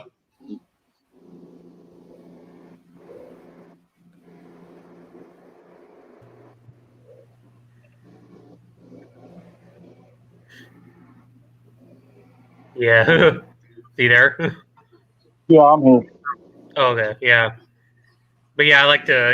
That was my paranormal story. And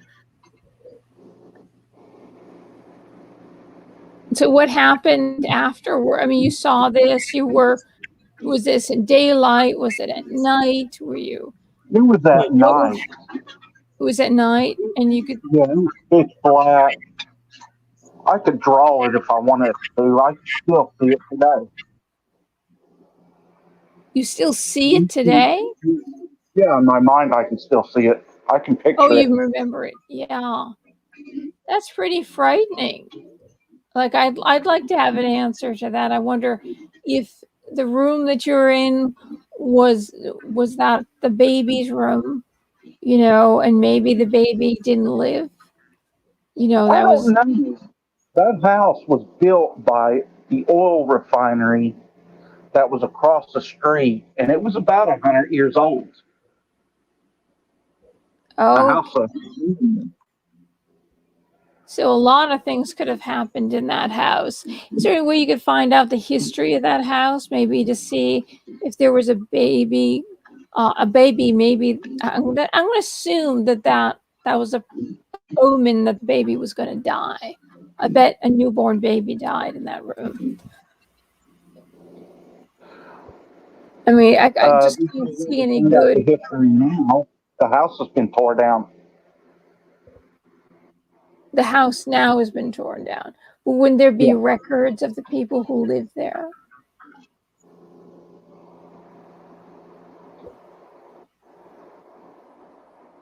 I suppose I could go check out the city archives and see who all lived there before I did. Yeah, I mean, it would be interesting to see who was born there, and if any newborn babies died there in that room, there might be something you can find. That would be, or what happened to this child?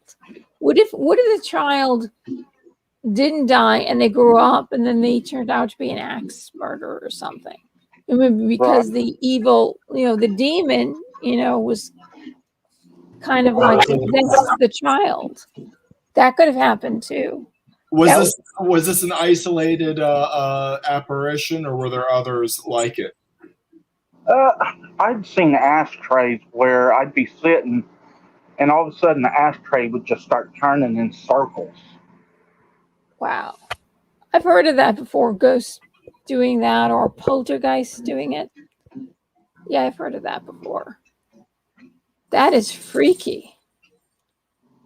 And at the time, I wasn't very Christian-like. I was pretty much an atheist. Mm-hmm. So I had no religion whatsoever. Did that scare you to religion? No. Not even dying scared me to religion. Oh, well, you died almost? Well, my heart had stopped, and I stopped breathing, and the next thing I know, everything was going dark. I couldn't breathe. And then everything just got bright, and the temperature of what I was feeling was absolute perfect. But what was weird was I had all my consciousness, everything that I thought in the past, I still had. And I could hear someone calling my name as I'm moving down this tunnel. Well, when I get to about the end of this tunnel, I can see a stone wall with two giant marble pillars with blue flames floating above them. And a big, huge, almost like a cast iron gate in between these two pillars. And the next thing I know, I end up taking a breath and I'm headed to the ER. So you regained your consciousness? Yeah. Did you have the sensation of being sucked back? I had the sensation that I had no control as I'm going through the tunnel, almost like being unaware of your movement. I don't know how to explain it. It was just like I'm floating to this point, and then all of a sudden I get jerked clean back. Yeah, well, you said jerked. Yeah. So yeah, that's kind of what I was saying. That feeling of being sucked or jerked back into your body. Yeah. Yeah, I mean that's almost that's very common for those kinds of experiences. Now, I don't know if it was really heaven. I don't know if it was hell. I don't know if it was the beginning stages of death, what it was. Mm-hmm. But it was beautiful, what I did see. Just the colors that I saw. There's no way a human could ever recreate these colors. Mm-hmm. I can't even describe them. I mean, do you think that you could ever paint a picture of what you saw? Try to recreate those colors. Recreating them would be almost impossible. I mean, mixing gold and red and white at the same time. I mean, I don't even think that would even come out to the color I saw. It's very hard to explain once you go through something like that. Yeah. And you even walk down the tunnel. Did you hear? You didn't hear any voices, or you didn't see anyone? What was that? I could hear my pastor calling my name. I could hear them in the distance call my name. Even though I didn't know who they were, I immediately recognized the voice and trusted it and went on. Wait, who was this again? I couldn't tell you which relative it was. It probably was a relative from 200 or 300 years ago. But Oh, okay. you immediately recognize your family's voice, even though they're far back in the past, calling your name.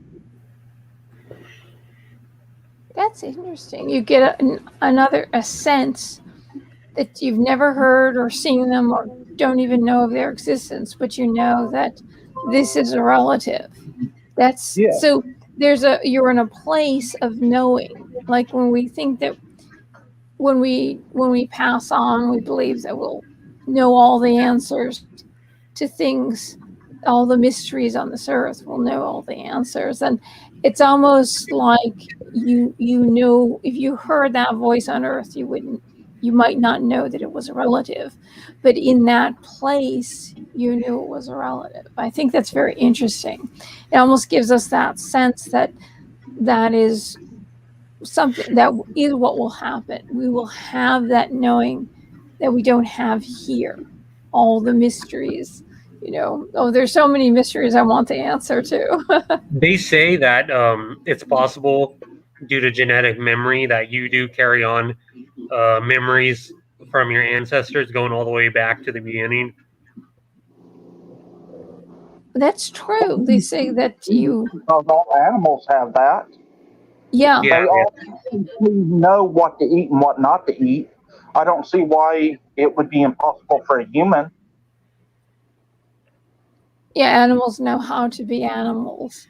Also, if you have a dog and then you want to basically clone the previous dog, you can extract DNA from its bones, and then they remove the DNA from the dog and put in the DNA from the pet that you had before that you want cloned. And then the dog not only looks like the other dog, it already knows all the tricks.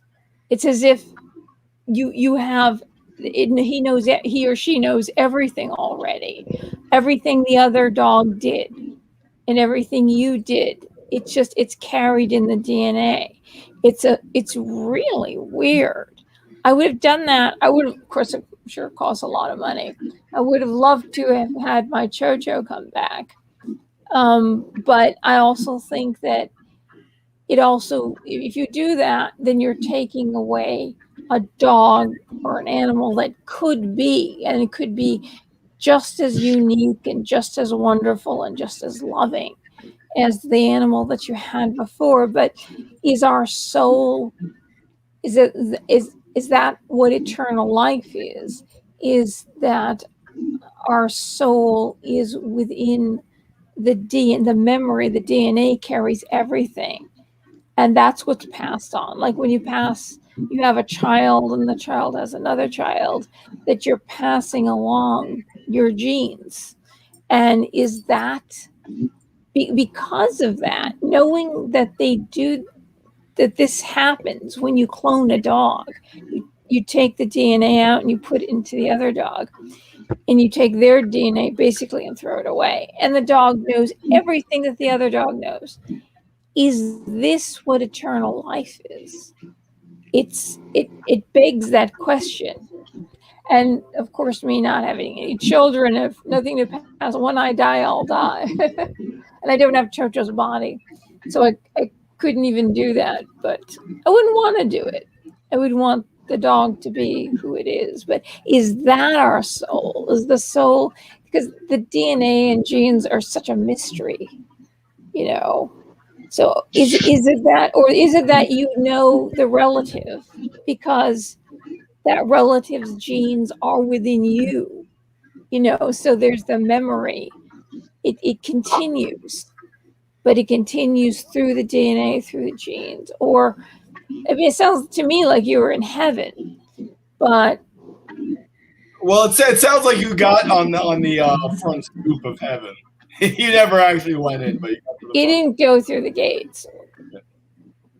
By the way, Here's the thing. are you playing music or something? Hell, at the time, it would have been me. What was that? If anybody deserved to go to hell at the time, it would have been me. Well, it doesn't look like you. At perfect temperature, doesn't sound like hell. It doesn't sound like you would. But hell, keep in mind, I don't believe that hell is like as some Christian fundies believe, that like it's an eternal fire and brimstone. It's separation from God. That's one interpretation. Inspiring Philosophy had a good video on hell. I recommend everyone watch that. They say in the Hinduism and in Buddhism, they say there is a hell. They do believe in a hell, but it's temporary. Like say you weren't that great a person. You go through this, you go into this hell, but it's temporary. And then you're born again, you're born as a lower life form until you graduate upwards back to human. But it's a temporary, hell is there, but it's temporary. Yeah, and that's kind of interesting because that's kind of what the Catholics believe with purgatory. Hello there, Lemon Pepper Wings 69. It's a fresh face. Lemon Pepper Wings. Gee, lemon chicken with pepper. It sounds delicious. I didn't eat dinner. Felina, are you playing music? No, I'm not. I closed that tab out, so I don't. There's some sort of sound that's bleeding through. I don't know what. Not me, I swear. Those are the sounds of hell, the bowels of hell. If you start hearing the cat meow, then that's me. But. Well, if we hear that, we need to see the cat because the cat was the star of the show last. I know he could just put the cat into the camera. Well, she's sleeping right now, so I don't want to disturb her. And also, she was in heat. She was in heat, so that's why she was meowing. I think I think Rob is really attracted to your cat. Especially, seriously, he can't stop talking. I said the cat was in heat. The cat was in heat. So the cat was attracted to me. The cat was attracted to me. She heard my voice that drove her wild. She's in heat too. Yes. So you can go down that road if you want to, but. Well, hey, with cuties and whatnot, anything is going these days, according to.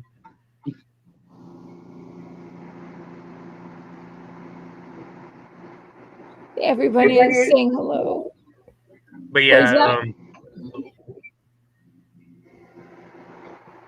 yeah, getting back to the paranormal, where I live in NorCal, there's old missile silos from the Cold War, and I've heard from other people that, and on local news outlets, that there's definitely been like some supernatural and paranormal vibes going on and experiences in those old missile silos. So one day I'll like to kind of explore that. Are they connected to the DUMBs? I don't think so. Okay. What are the DUMBs? Sorry.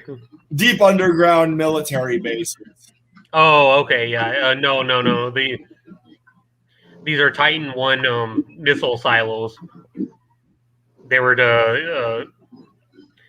immediately set to fire back at the Soviet Union if the Cold War went hot. Yeah. So these are haunted, you say? That's what I've heard. I don't know. I haven't been there myself, and it's actually doubt it. Oh, how eerie that would be to check out. What kind of ghost is down there? Yeah. A Titan missile blew up about, I'd say 150 miles away from us, where I'm at. Really? Wow. Yeah, back in the 90s, some workers dropped a bolt down, and it went about 150 feet, and it bounced and hit one of the fuel cells on the nuclear missile, and the whole side filled up with that particular gas and blew up, and it shot that warhead I want to say a couple miles away. And this happened back in 1990, 1991 when Clinton was governor. Over in, I want to say Little Rock, Arkansas. Mhm. Wow. There was actually, believe it or not, there was a nuclear missile that was dropped in North Carolina. Yeah, and it was absorbed by the It could go off any moment. Yeah, it's like all of the fail safes failed. It's like there were a bunch of things, and just the one last, except for the one last fail safe, and that was intact. Otherwise, it would have blown North Carolina up. Yeah. It's a shame that didn't happen. What was that, Three Stooges? Wasn't it just a simple light switch that was the fail-safe on that one? Yeah, I think it was something like that. Yeah. Yeah, they've lost a couple in Arizona, New Mexico, California, the military has. And every time that simple light switch has kept them from going off. I watched them. They had a whole program on nuclear missile incidents. And there was like over 150 different ones here in the U.S. alone. That all were dropped accidentally? They were a plane taken off with a nuclear weapon, and in mid-flight, it just blew up. It malfunctioned. The plane did, and the nuclear weapon fell to the ground. And the only thing that saved it from going off was a switch that they installed to keep it connecting. But they've had 150 of them, different incidences where nuclear bombs could have went off. It was an interesting program on PBS. That does sound interesting.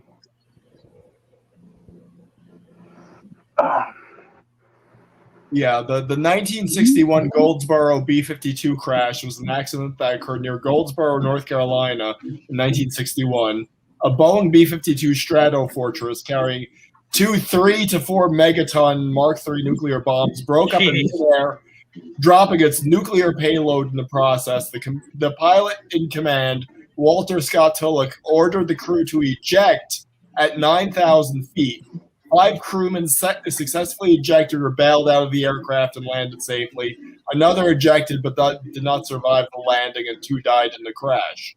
Information declassified in 2013, so fairly recently, showed that one of the bombs came very close to detonating, and as Three Stooges said, it was just one simple switch. Yeah. That's scary. Oh my lord. All you need is a pseudo switch. Just a simple light switch that's keeping those from going off. Mm-hmm. But that makes me wonder if it's still down there, and the way the Earth has so much seismic activity. What if it switches the switch, or causes it to blow up? You catch what I'm saying? Well, the North Carolina one, they have photos here of it being disarmed. So. Oh, did they fish it out? Yeah, so the photo says Air Force personnel working in an underground pit to recover parts of the MK-39 nuclear bomb. Oh wow. Yeah. I thought they just left it down there. That's what I heard.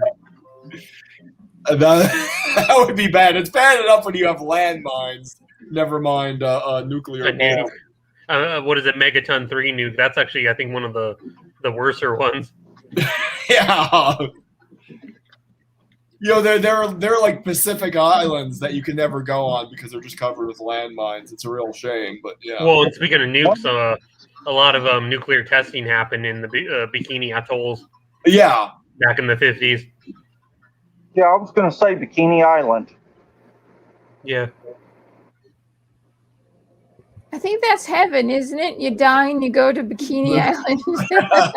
Well, for men. how many died after they bombed Bikini Island? Because they wasn't very far away from that island when they were setting off them nukes. I know a bunch of people did die. What happened was that they were evacuated. The indigenous peoples were evacuated, but yeah, they would still be subjected to like radiation poisoning and the after effects of the nuclear testing.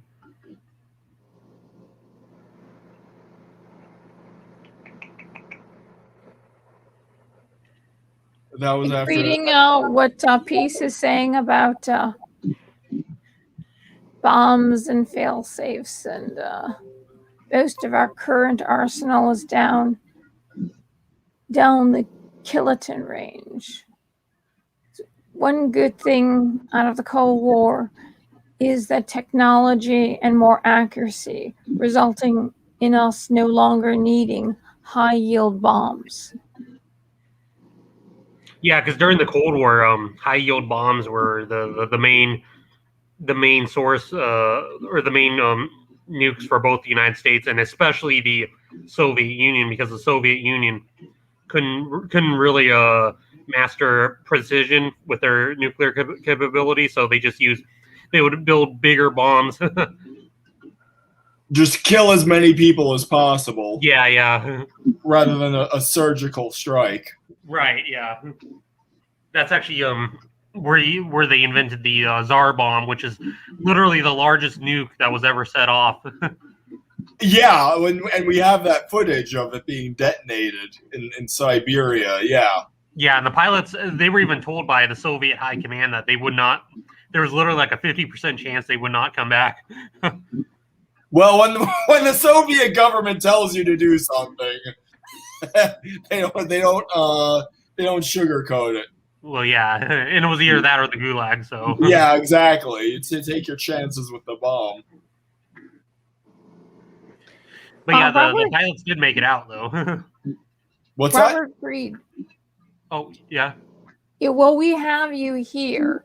I guess it's been a month now. I wanted to do a show on the indigenous children that were found in a mass grave in Canada. Oh, yeah. Which resulted in the burning of churches and the pulling down of statues of the two queens, including Victoria, who was kind of like a modern, was a SJW of her day.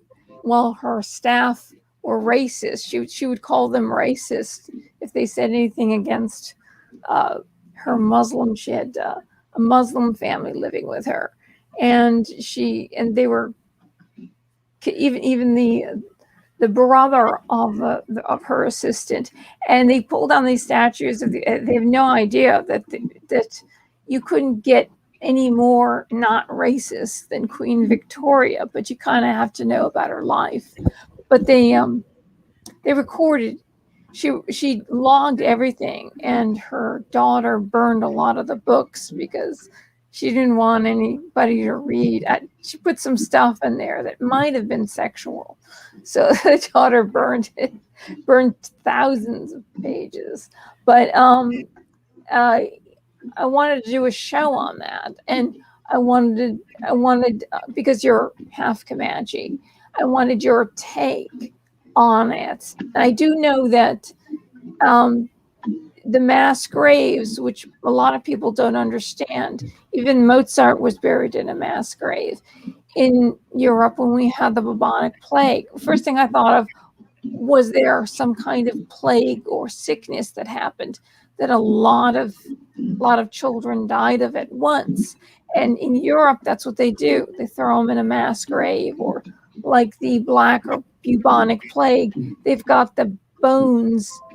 They were just all buried in a mass grave, and then they took the bones and they have them all stacked up in rooms underneath the streets of France, of Paris, but so in those days they did do mass graves, especially when it had to do with some kind of sickness that broke out. And I wanted to do a show and get your take on the history of these, because they are indigenous children. Yeah, I would love to do that sometime, because we it's had definitely true. Oh, good. We had no way of. We don't have your email. We have no way of contacting you, and so. I know it's kind of like old news now, but we had no way of contacting you, and you didn't seem to pop on any of our videos since this event happened. Which now this is like the first time we've seen you in a while, so Yeah, we sorry. couldn't ask you, and Rob never got your email. So if you could stick your email in the private chat box or something. Sure. That would be great. That way we could get a hold of you. And Yeah, because even though it's kind of old news now, it's still actually being talked about because there's still a lot of the statue destroying going on there. Well, yeah. Lauren Southern just had a big debate about it. Yeah. Well, she lives in Canada. Yeah. Yeah. Yeah, like, I would have beat Lauren Southern. I want to do it right away. Gosh, see that? When you get millions of subs.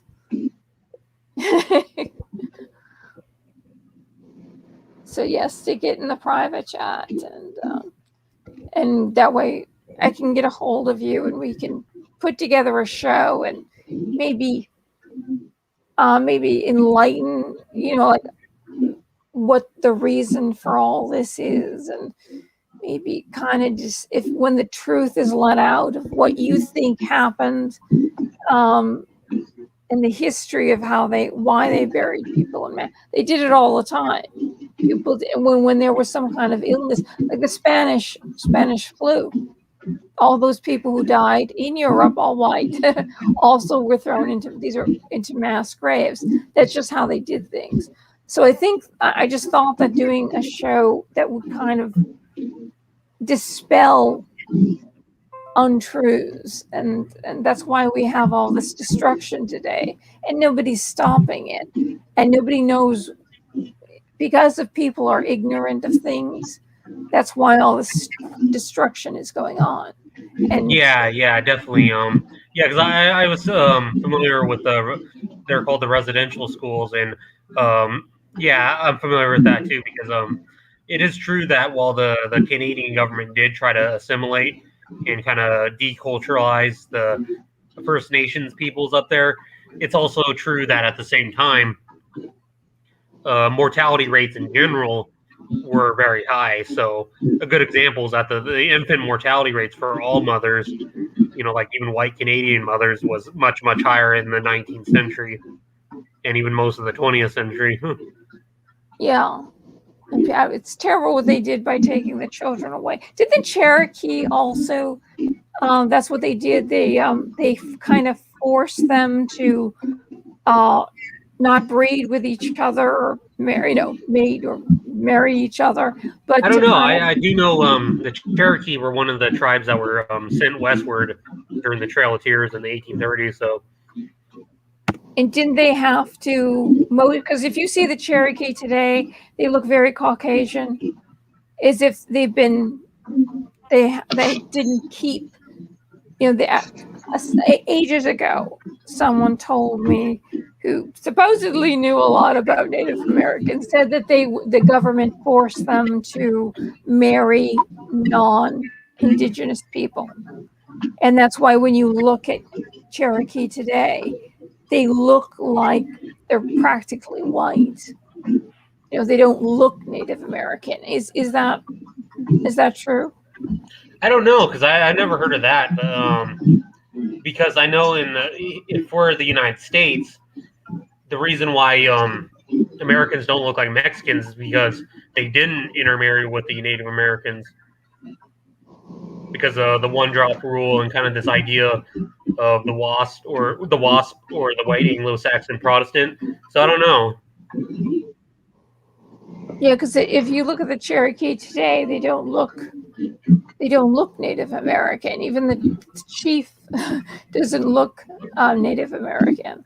Yeah, well, I've run into so many white people who say things like, I have a 1/10 Comanche, so or not Comanche, a Cherokee, sorry, because Cherokee is the most common one.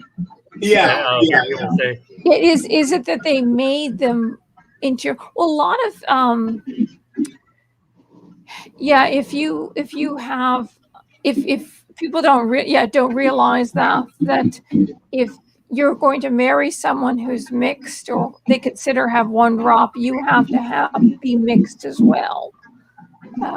That's why my father's family, you're going to see my surname occurs the most, or there's the greatest number of people other than Haiti, is in Cajun country, because they were mixed, because they came over from Africa, and the France sent them over to America, and so they were Now, yeah, not. I know.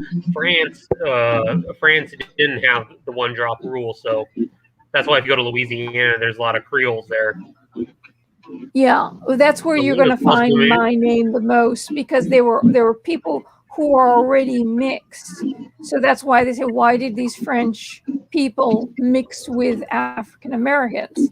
It's or Native Americans. It's because they were already mixed. It's my father's lineage.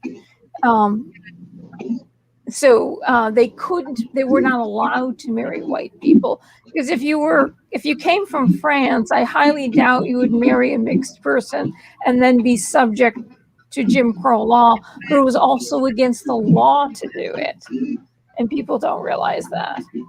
Yeah, because there was a period where France dominated much of the South and the Midwest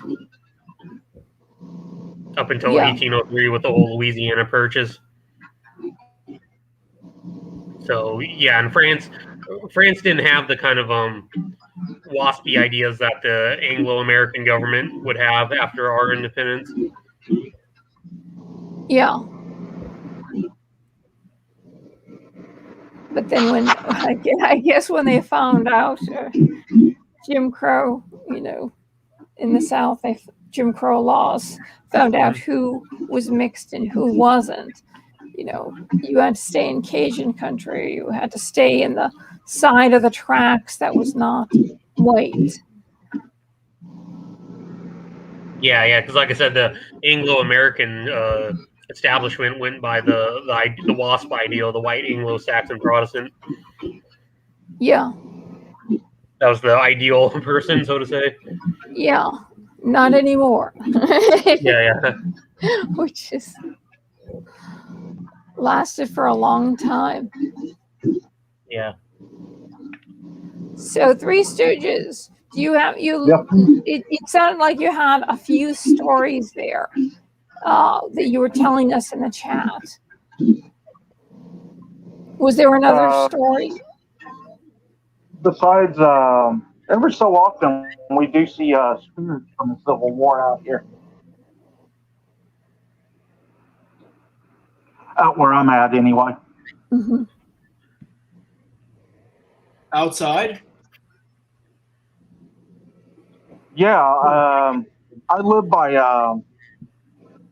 a place called Honey Springs, Oklahoma. 600 Texans, Cherokee, and a few other tribes came up here to do a supply run for the South. Well, they met up with the, I'm going to call them Yankees, but they met up with them. What they didn't realize was their powder was wet. And over 600 people died in that battle.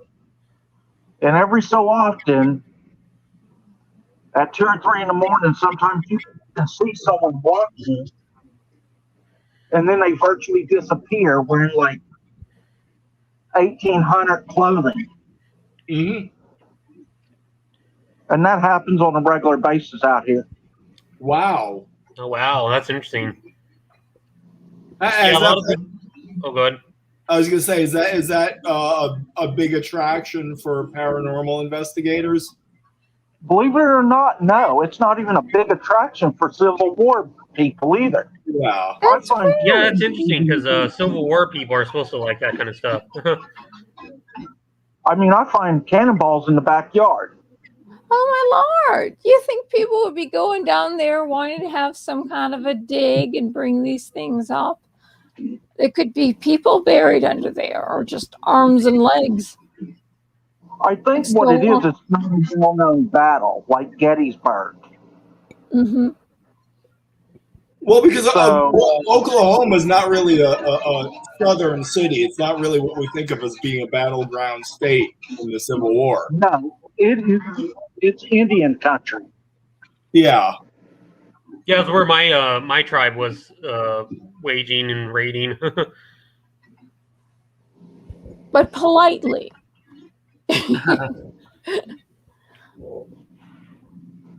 Robert Fried is always very polite, very well-mannered. Yeah. He has a very kind face that he doesn't want to show it for some reason. Oklahoma has a very rich history in Native America. Tons of burial mounds. I mean, there's all kinds of things in Oklahoma that has to do with Native Americans. Yeah, there's even some.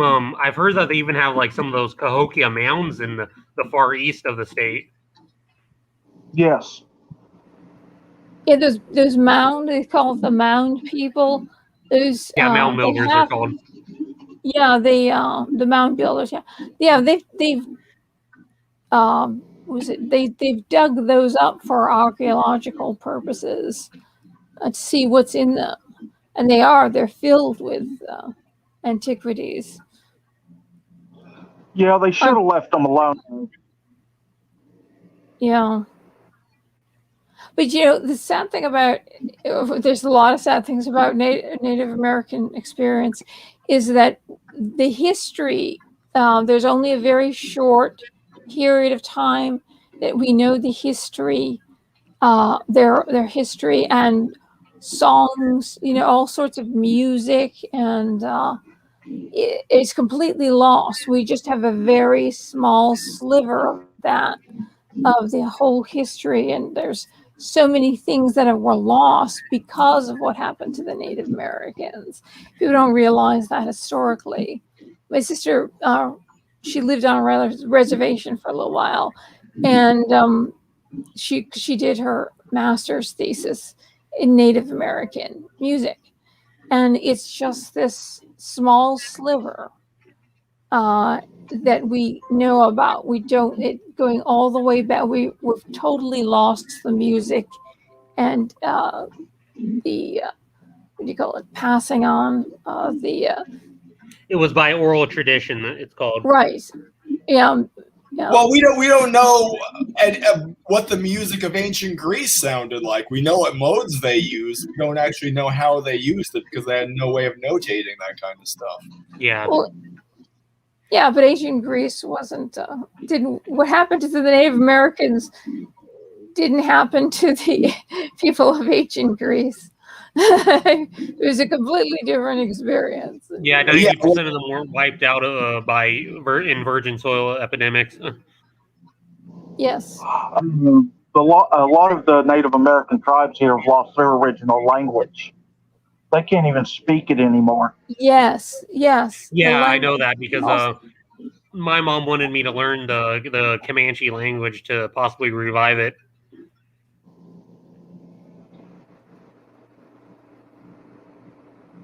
The piece has said good night. It's true. If you don't have a good night, peace. But also the legend. We do have a lot of legends of what would you call it? Native American. Their faith, their belief, the gods, stories, just stories that are handed down. They were just all lost because of what happened, the genocide that happened to them. What Native Americans the first ones to write about Bigfoot or Sasquatch? Yeah. That's what I thought. Yeah, Sasquatch was considered a brother.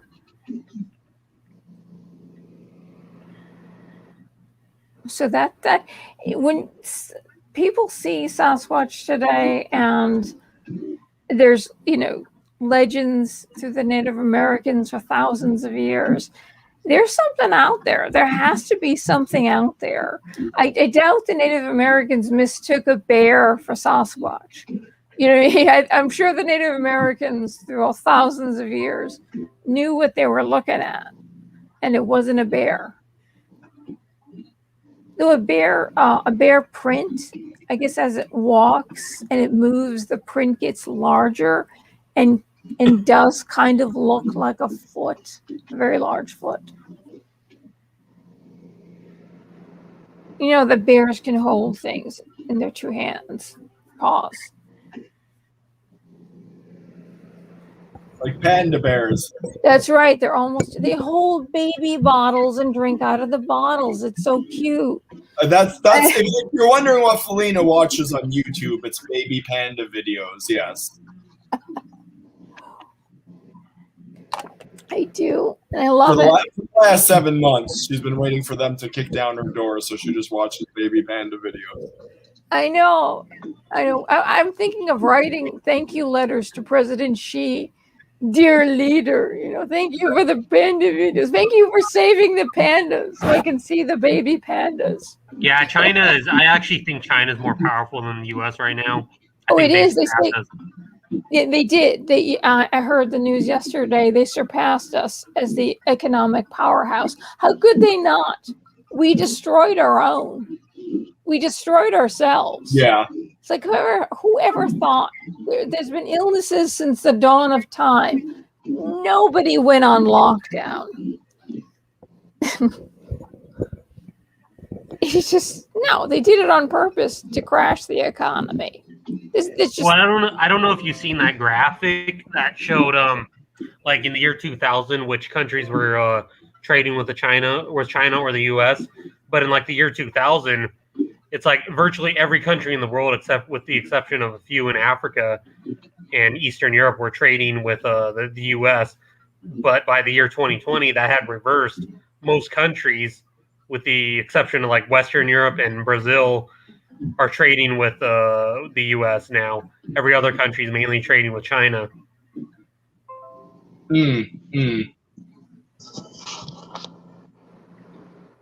So yeah, we're a second-rate power now, I think. Yeah, well, I would say we're at the bottom. As far as education goes, aren't we 35th on the list? Yeah, even Mexico, I think, surpassed us. Yeah. Well, I've been hearing those statistics of the 80s, so yeah.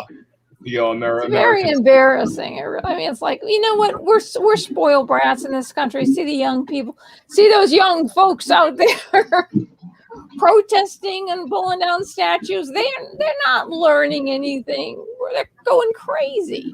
Yeah, well, math is racist, so we don't want them to learn math, and the notions of objective truth are what? Racist. Math is everything. Oh, Three Stooges left. He just left the building. Feel free to use the same link to rejoin the conversation, Three Stooges. You can reuse the same link if he got knocked out. I don't know. He must have just left. Yeah, it might have been. He had to go. Oh, I was talking. Oh, wait a minute. Three Stooges said last night, stop talking politics. So he amps great. He amps great. He goes, I'm not going to get caught here. I'm not going. He's smart. He's smart. Hey, I was really interested in discussing the paranormal because I've kind of been burnt out on politics too. Yeah. It's we've got to look at paranormal, but also the mysteries of this world. I love ancient civilization. I love archaeology. I love learning about different religions, ancient and contemporary. It just and astronomy, discoveries of the universe. All this, there's so much out there to learn that we've been really burnt on politics. It's just like we're going to get dragged down and depressed, and we won't be able. I mean, we're going through a pandemic, we're going through a crisis, but people throughout time have always, wars, earthquakes, natural disasters, all sorts of calamities, and we've always gotten through it. And now, because we have television and the internet and all that stuff, we're bombarded with this stuff. And that's all we're looking at. And no wonder why there's so many suicides. It's very depressing if you keep yourself focused on this negative stuff. But people got through. You get up in the morning and you make sure you eat something, and then you get food for the rest of the day, even if you got to go out and hunt it or make your own clothes. But you got through no matter how bad things were. You forged on. And I think we've got a generation now that is expecting everything to be easy. Everything is easy. If it's not easy, then I'm depressed and I want to commit suicide. The suicides are a phenomenon of the West. The African Americans and people in Africa, India, all that stuff, no matter how poor they are, the suicide rate is so low, is almost negligible. Yet it's, but we, for some reason, I think because we've gotten used to a lot of things that have made life really easy, we kind of expect, gee, if things aren't easy and we're not happy all the time, then why live? And that could be it. Or you just have so much free time that feeds those suicidal thoughts. If you're consumed with the task of feeding yourself for the day, you're not bothered by suicidal thoughts so much. Yeah, I was reading about tribal warfare and because I do a lot of anthropology, and suicide rates among non-state tribal societies were actually very low. Yeah. In spite of the fact that warfare was very perpetual in tribal societies. Mm-hmm. And you would think, but it was the fight for survival, and they did it. They fought to survive. Why commit suicide? Because you had, I suppose, you had a what do you call it? Not an oath. You're in debt to your tribe. You're in debt to your people. It was you were part of the whole, and that it is upon you to help save your tribe and save your people. That committing suicide is just something that is just never thought of. Yeah. Well, that goes into the whole Jordan Peterson thing. Is that you need purpose? Is that young people need purpose? Yeah, young people don't really have purpose these days. They're yeah, they don't really have any meaning in their lives. Except now their purpose is to pull down statues, to riot, to be an SJW, yeah. To put pussy hats on your head and scream and talk about a certain time of the month. I mean, and that's a thoroughly artificial lifestyle. That's a thoroughly artificial lifestyle. Yeah. It's crazy. It's like you'd like to take all of them and put them back a couple thousand years, and just live. Look at what these people dealt with, and how they had to fight to survive. Some anthropologists and historians and evolutionary people who subscribe to evolution actually think that part of the reason why we have SJWs these days is because we're so materially wealthy. And do you catch my drift? Well, I've heard about mutational load. Is that we have all these Edward Dutton. Look up Edward Dutton. Spiteful mutants, he calls them. Okay. Yeah, well, that's what they say. New atheism comes from the same thing. It's too that these evolutionary pressures aren't picking out the unfit like they used to. So now we have that's what Dunn theorized with his spiteful mutants thesis. So now we have all these Rachel Maddows going everywhere. And also, it seems to have something to do with sexual dimorphism too. That for some reason the men and the women seem to kind of meet in that Rachel Maddow middle. Yeah, it's kind of weird. Yeah, because I can kind of see that, because I think Like, what use would a purple-haired SJW have among Comanches living in the Great Plains in the 18th century? They would have no use whatsoever because you were always focused on survival. Yeah, the person who complains about oppression and is determined to find oppression and everything. Yeah. By the way, John Harrison has joined the chat. Oh, he has. Three Stooges said in the private chat, not Cherokee here. Maybe he felt because he wasn't a Native American, he didn't want to stay. I mean, this guy he here, wrote that. He wrote this that. guy here like, is half Italian and half Irish. That's still a good mix. It's a good. Well, Southern Italians were considered black in the South, and they couldn't marry whites, and they were hung, and they were thrown in jail for no reason. Everything. Yeah, I heard that the largest lynching of non-African Americans were actually of Italians. Yeah, they were Italians in New Orleans. It was terrible because they accused them. Somebody killed the police chief, and so they just hated the Italians in that city or that state. And so they rounded up a bunch of Italians that were completely innocent. They put them in jail, but the people broke into the jail, allowed trial, pulled them out, and then killed them, and then tore their bodies apart and hung pieces of their bodies all over the city. And then people took them home as souvenirs. And New Orleans didn't apologize to the Southern Italians until 2019. And that's the reason why America gave us Columbus Day. Though Columbus wasn't Italian, he was actually Portuguese and Jewish. His father was a Portuguese royal. And it was FDR, Franklin Delano Roosevelt, who established Columbus Day as a federal holiday. Yeah, that's the reason, is because of that. So and they say, oh, it should be Indigenous American Day, not Columbus.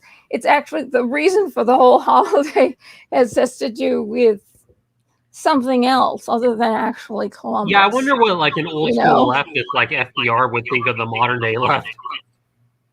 I know. I know. Well, he also put the first open member of the KKK on the Supreme Court, Hugo Black, and he loved fascism. He actually sent the Brain Trust group of guys over to Italy, Mussolini's Italy. Thank you very much. No Italian wanted that, but and to find out all about fascism, because he wanted to implement it here. People don't know that. So that's why Mussolini had a. Am I repeating? Sorry. Oh no, go ahead. Go ahead. Oh, anyway, Mussolini had a quotation where he said, our economic program, it's like your New Deal.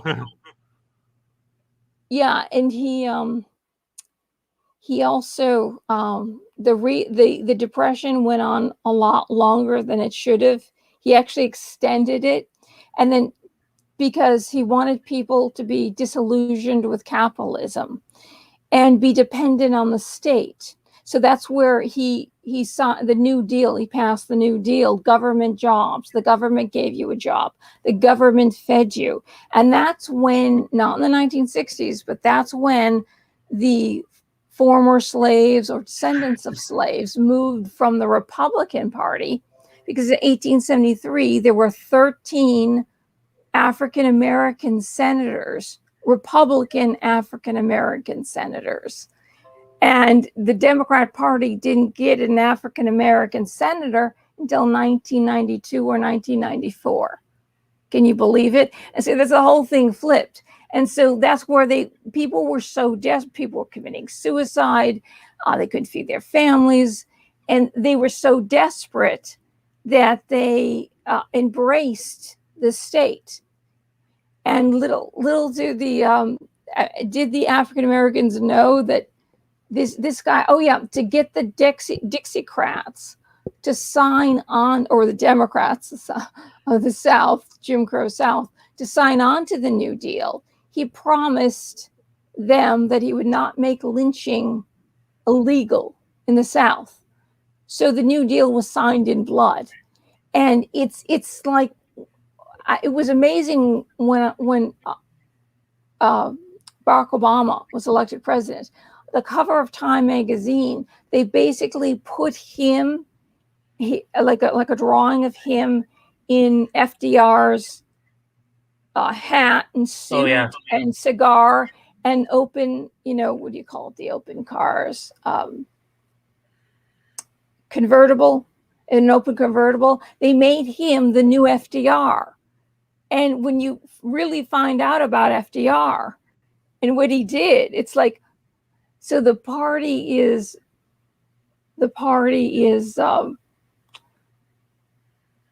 it's not about race. I see. It's really not about race. It's about something else. So FDR, most people don't know that he did all these things, and that weren't good. But I suppose it's. What did you say, Rob? I was going to say, John Harrison has a good eye. He's on my Tennessee Valley Authority poster on the wall. Yeah, I'm feeding back through your microphone, Robin. Yeah. So good eye, John Harrison.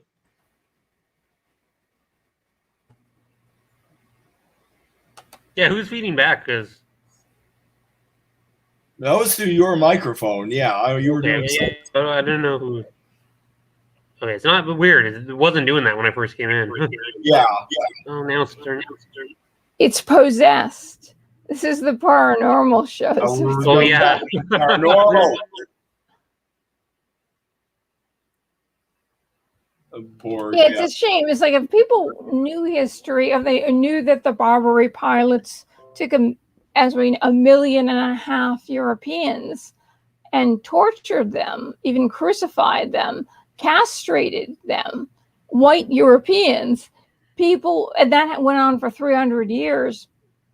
It's like people don't realize that people have been enslaved and suffered and tortured. Everybody has, everybody has, in just one group of people. But people, these young people are not educated, and even older people aren't educated on world history. And it's, humanity has suffered at the hands of humanity since the dawn of time. And it's time for us to just be peaceful and just be one with it. We're the human race. Well, in many ways, we live in the America created by FDR. Yeah, because that's when things changed. It was FDR who formed the FBI, for example. Yeah, that's right. 1936. So basically, the administrative state, a bunch of unelected officials who. What James Burnham called the managerial revolution started in the 1930s. Who just appoint their own successors. Basically, yeah. And that's how we get the World Economic Forum. Just okay, politics. Yeah. I want to keep this channel on the air. Okay, yeah. Anyway, we've strayed out of the paranormal zone. By the way, John Harrison, we could use your email address too. But John Harrison says eunuchs to guard the harem. I don't know what that was in reference to. Okay, it's a miracle that teens and 20-somethings can even tie their own shoes. Yeah. Eunuchs to guide the way out, because that's who guided the harem, because they were castrated. So what does that have to do with what we were talking about? I don't know. John Harrison thinks FDR has been criticized too much. But most people don't know the true history of FDR. They don't know. They have this idea of him as a savior, and he's the one. Everybody always says the internment camps that they put Japanese people in, but they also put the Italians and the Germans in those same camps, and they took all their possessions away. They lost money, and a lot of them died there, waiting for the war to end. So, but they only say Japanese. They don't say Italians and Germans because Japanese aren't white. It's like these other groups of people suffered just as much, and they were just as innocent. They came over here to be Americans, not to be fascists or Nazis. And that's very sad. Yeah, so there's a lot of things that and they keep repeating. Even Pelosi, she said, Pelosi's talks about FDR, that he put Japanese in that's what we did in internment camps. It was your man. It was your party. Mm-hmm. The guy that you drew Obama as, the new FDR, and you're Southern Italian, and you're not mentioning that they put the Italians also in those internment camps, because she can only think of people who are not white. But Italians were considered not white. They were considered black. It's just, it's like, that's why it's the narrative that they have to keep repeating. They can't get off script and actually teach people history. Oh, these people suffered too. These people were considered black too. Both sides of my family were considered black. But no, I lived a white privileged life, working only for minimum wage. Mm-hmm. So people that's the problem. So we're told, and we wanted you on, John Harrison, because you had those wonderful stories. You had some wonderful paranormal stories. But since we're going on 3 hours now, and I was hoping this was going to be a short, give you a little bit of news, and then have about like 3 people from the comment, or 3 people from the 3 viewers come on and tell some paranormal stories. I was thinking an hour tops. I was thinking. Well, Three Stooges had some good additions, as did Robert Fried. So we kind of got what we wanted. Yeah, well, we're going on 3 hours now. Yeah. John, you didn't think I had a good story, which surprised. And we meandered into politics. Yeah. It's just, all roads lead to Rome. Yeah. So John Harrison, definitely come back for the next show and tell us your paranormal stories. And I know you had UFO encounters, and you also had psychic experiences. So maybe one show you can tell us about your UFO encounters, another show you can tell us about your psychic experience, instead of all in one show, like kind of like drag, because hopefully we'll be doing more of these shows.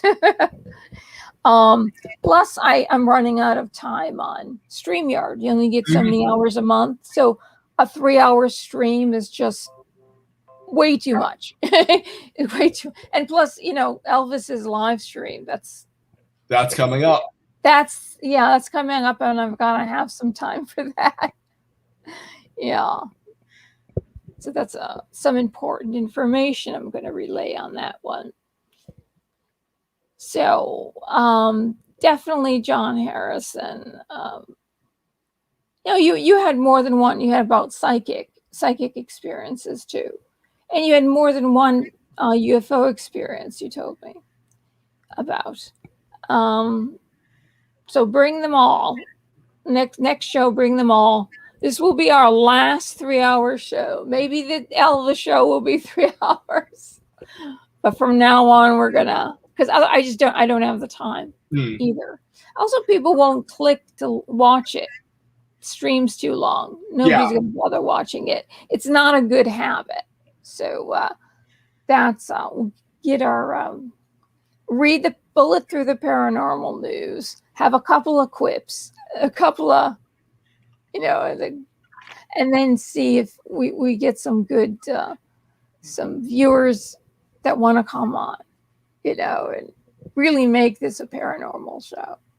So, other than the people on it, we're quite paranormal. Abby or like Abnormal. young Frankenstein, Abby normal.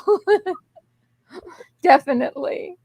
Okay, so goodbye everyone. God bless. Thank you for everyone who joined. Thank you everyone that joined, Please. and do come back, John Harrison. We want you back to tell us all those stories that you've been telling me. We want you to come on and tell them. So thank you, Robert Freed. I got your email. Cool. Paranoid. I'll be back. No, I thought his stories were very good. I thought John Harrison's stories that he told me, I thought they were very interesting. And I wanted him to expound on them a little bit. So you'll do that next time. So thank you, Robert Freed, for your stories. And we'll put together that show that you can come on about what's going on in Canada. Oh yeah, definitely. I'd love to come on for that. Definitely, yeah. So like what nights are good for you? Of course, you gave me your email, and I'll send you an email and ask you like what night is good for you. Yeah, shoot me an email. Okay, I'll do that. And Rob, I sent you his email too. Yeah, I saw that. Okay, you did. Okay, good. All right, good night and God bless. And thank you all for coming on and joining and watching. We love all of you, all of our viewer. Peace. We love our viewer. Peace. Good night. God bless. Peace, everyone. God bless.